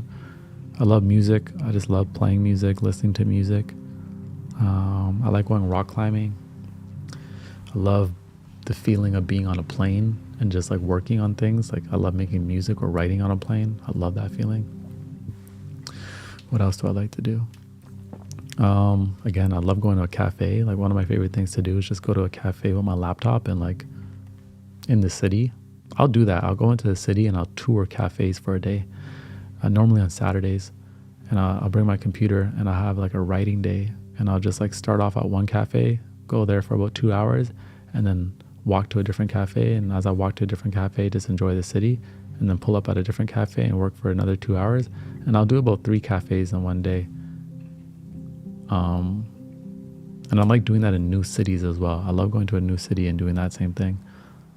I'm very simple. Like I'm not someone that needs like adrenaline to excite me. I'm quite opposite. I'm probably pretty boring, to be honest. Like I'm probably pretty boring. I'm probably a boring guy, unfortunately.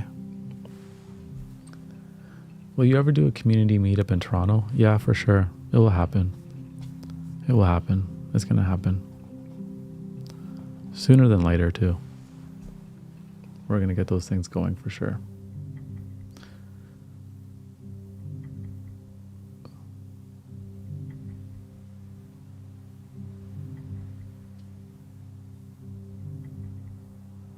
Come to Luxembourg. What is something you learned in 2024? Something I learned in 2024. Let me think about that for a second. I actually did learn about some different layers of inner strength. And I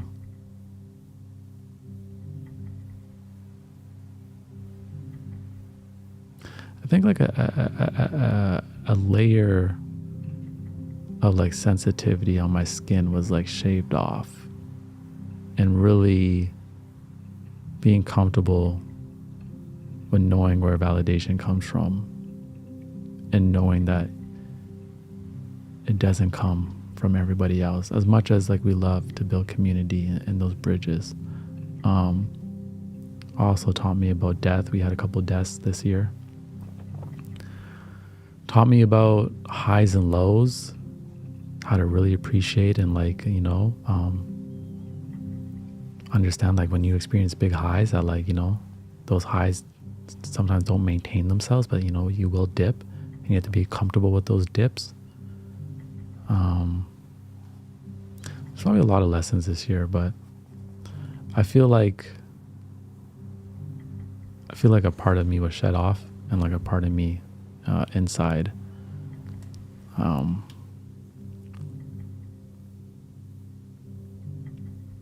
Yeah, part of me inside like kind of redirected itself to where it needed to be.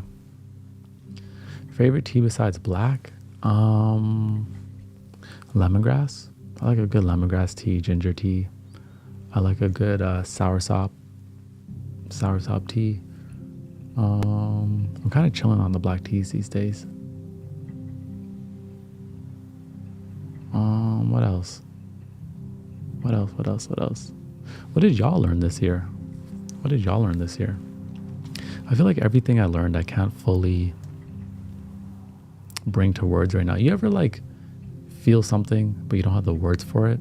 That's what it feels like for me, which means it's obviously something that's just like brewing still. And I'll have more of the words for it in 2025.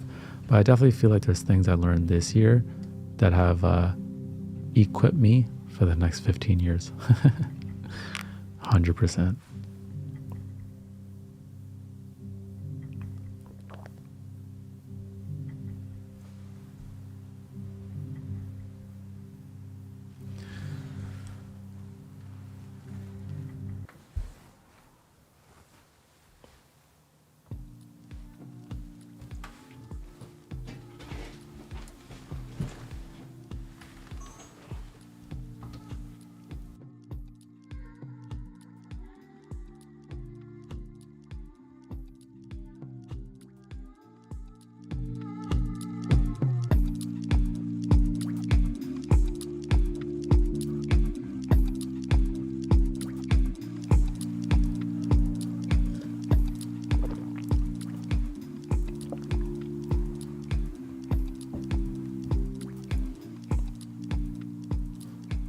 I think I also learned in 2024 to simplify even more and try not to be all things for all people. That was a big one. I think even with like content creation, sometimes it's like I'll get bored or I'll get worried if I'm like, oh, like I'm becoming the guy that people come to when they're sad or whatever. But like it was kind of hard for me to like embrace fully what my channel has come to be. And like the tone of it, sometimes I almost want to disrupt it, but then realizing, no, don't disrupt it, just go deeper into it and see it as a channel. Because obviously there's like many sides to all of us and like there's other things I'd love to express, but like you can only express so many things at once. And I think I had a habit in the past of like getting bored of things and abandoning them before I really took it to like the levels they should be at. And I almost did that with this as well, which I just kind of like, it was like a pattern I kind of identified, and I kind of just realized it was like more I want to do with it, but not in the same way I was going about it. So not being all things for all people, it's kind of like a big one.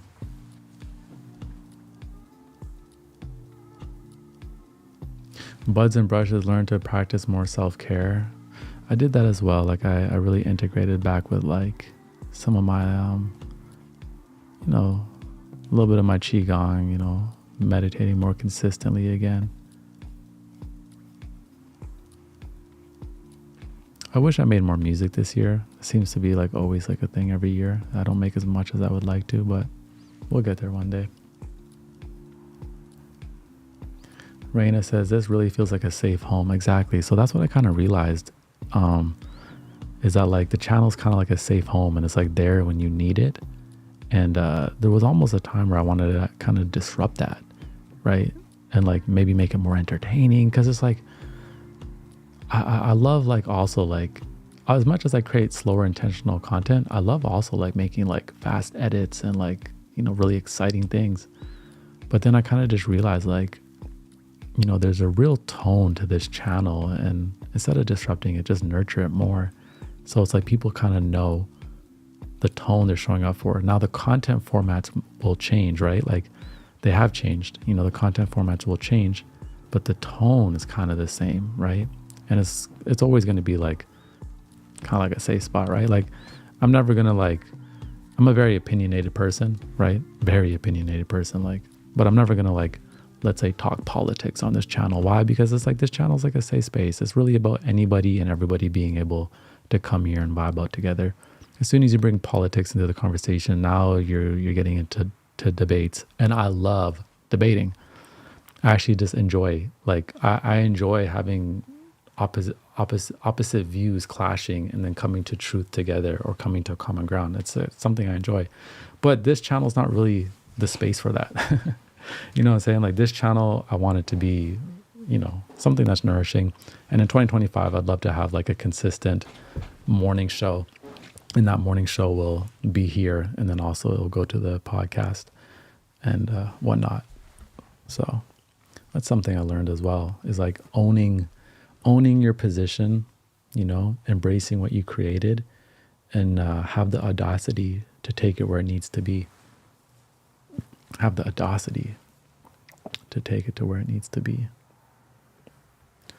Lots of lessons, lots of lessons. Raina says it's all about the simplicity and the tone you give. Yeah, it is.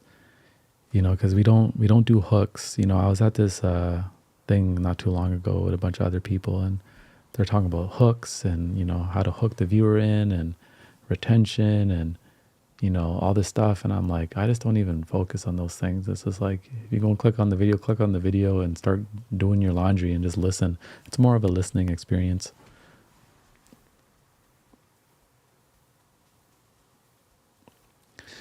RKH says, I'm here detaching from the opposition to get some peace.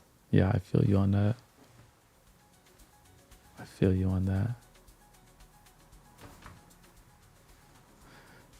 Yato says, one of the things I learned in 2024 is how big my heart is. Ooh, and the love I can give to someone makes them so special to me. I like that. Good one. The testament of the heart. Ooh, knowing the position of your heart, the heart posture you have. Yeah, knowing the ability to give. Yeah, I like that one. I love that. That was great. Purple, learn to have patience because things take time. Things do take time. That's for sure. At a time where everyone wants something fast and everyone wants things done fast, timeless truth is things still just will take time. Things just take time. Laurie has learned to be in peace with the monetarily situation I'm in and just generally. So basically not comparing, but it happens often subconsciously. Second, I learned to manage better my subconscious. Yeah, I feel you. It's also difficult when you go online and there's like all these like 18-year-olds talking about how they made $100,000 this month.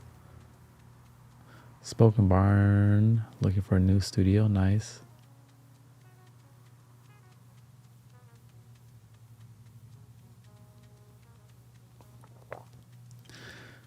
Someone said, it's interesting to hear that you're opinionated because I feel like I've compromised my brand by doing so. Have you thought about creating a different channel to show a different side?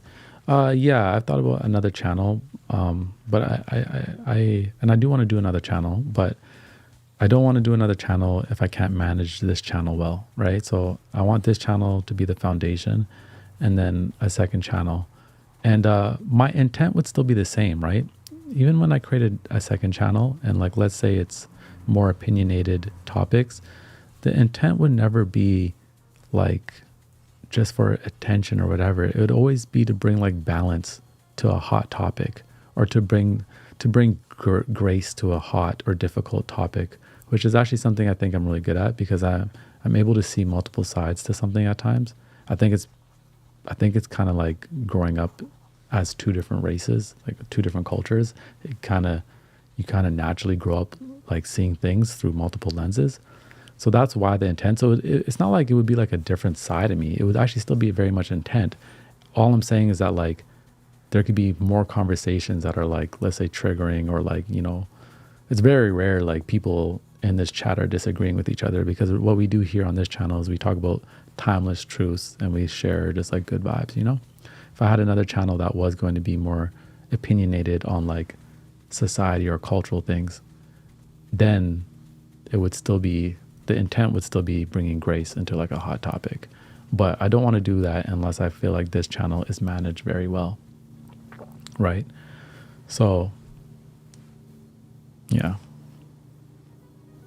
And so, I don't see it as a compromise of a brand, right? Because you have to understand, like, I kind of see channels as shows, right? So when if you have a TV show that you love, like, you know, Fresh Prince of Bel-Air. I love that show growing up, Fresh Prince of Bel-Air. You know, I watch that show because when I click on that show, I know it's going to be good laughs, there's going to be comedy, and I know there's always going to be like some type of message too, you know. TV shows in the 90s were so good with that. They always had like a positive message at the end. Like think about Full House, you know, think about like Home Improvement, all these shows. There's always like a message.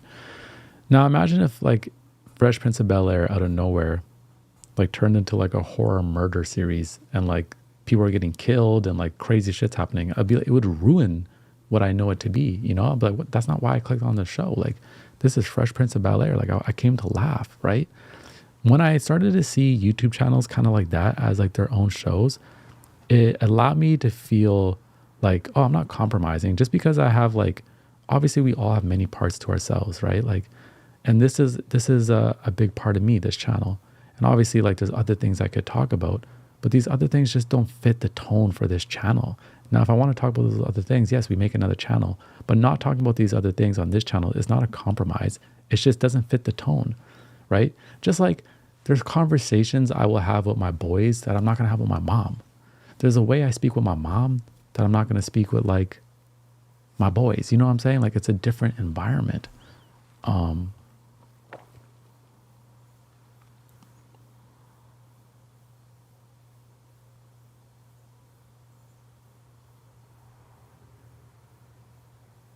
JP Prodigy learned to let go. I love that. Lucas learned this year not to be afraid to come up for myself. I like that. I like that.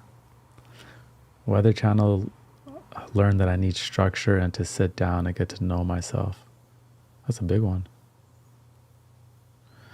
Off topic, but do you recommend the Remarkable tablet? Does it hit like paper and pencil?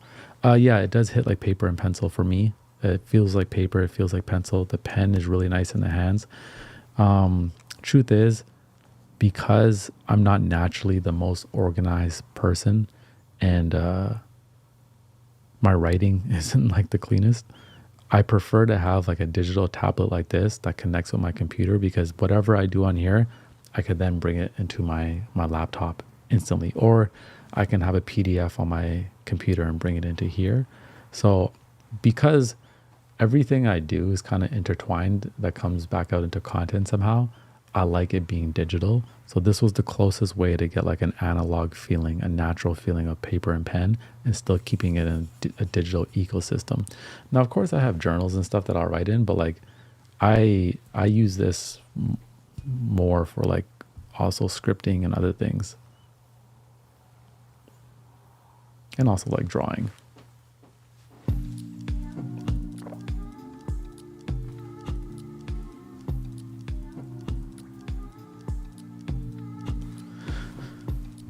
Yeah, I mean, and I'll be honest, it's not like a necessary buy. It's not like I needed to have it. Like, I'm kind of the one thing I splurge on is equipment. As you can see, like I splurge on equipment. I have a lot of equipment. That's just how it is.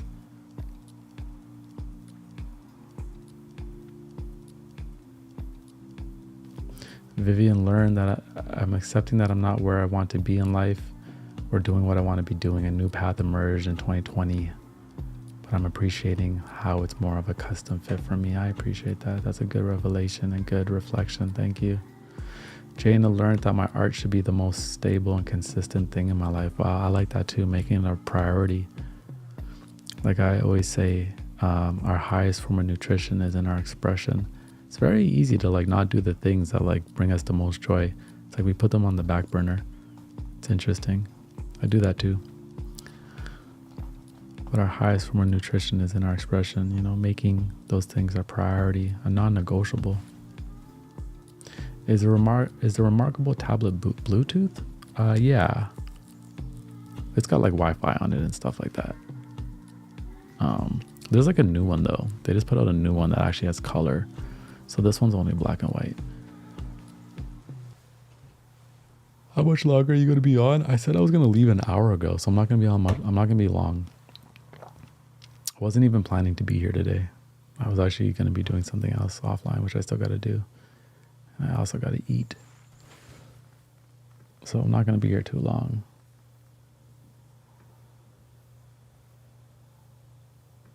Oh, actually, I gotta go because I actually have to go now because I have a text that's asking me to call, and that looks like it's important. It's family.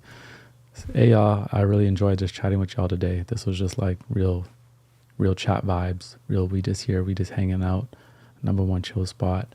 Yeah, man. Thank you for rocking out with me always, and I'll see you on the next one, whenever that is. I'm sure it'll be sometime soon though. Thank you.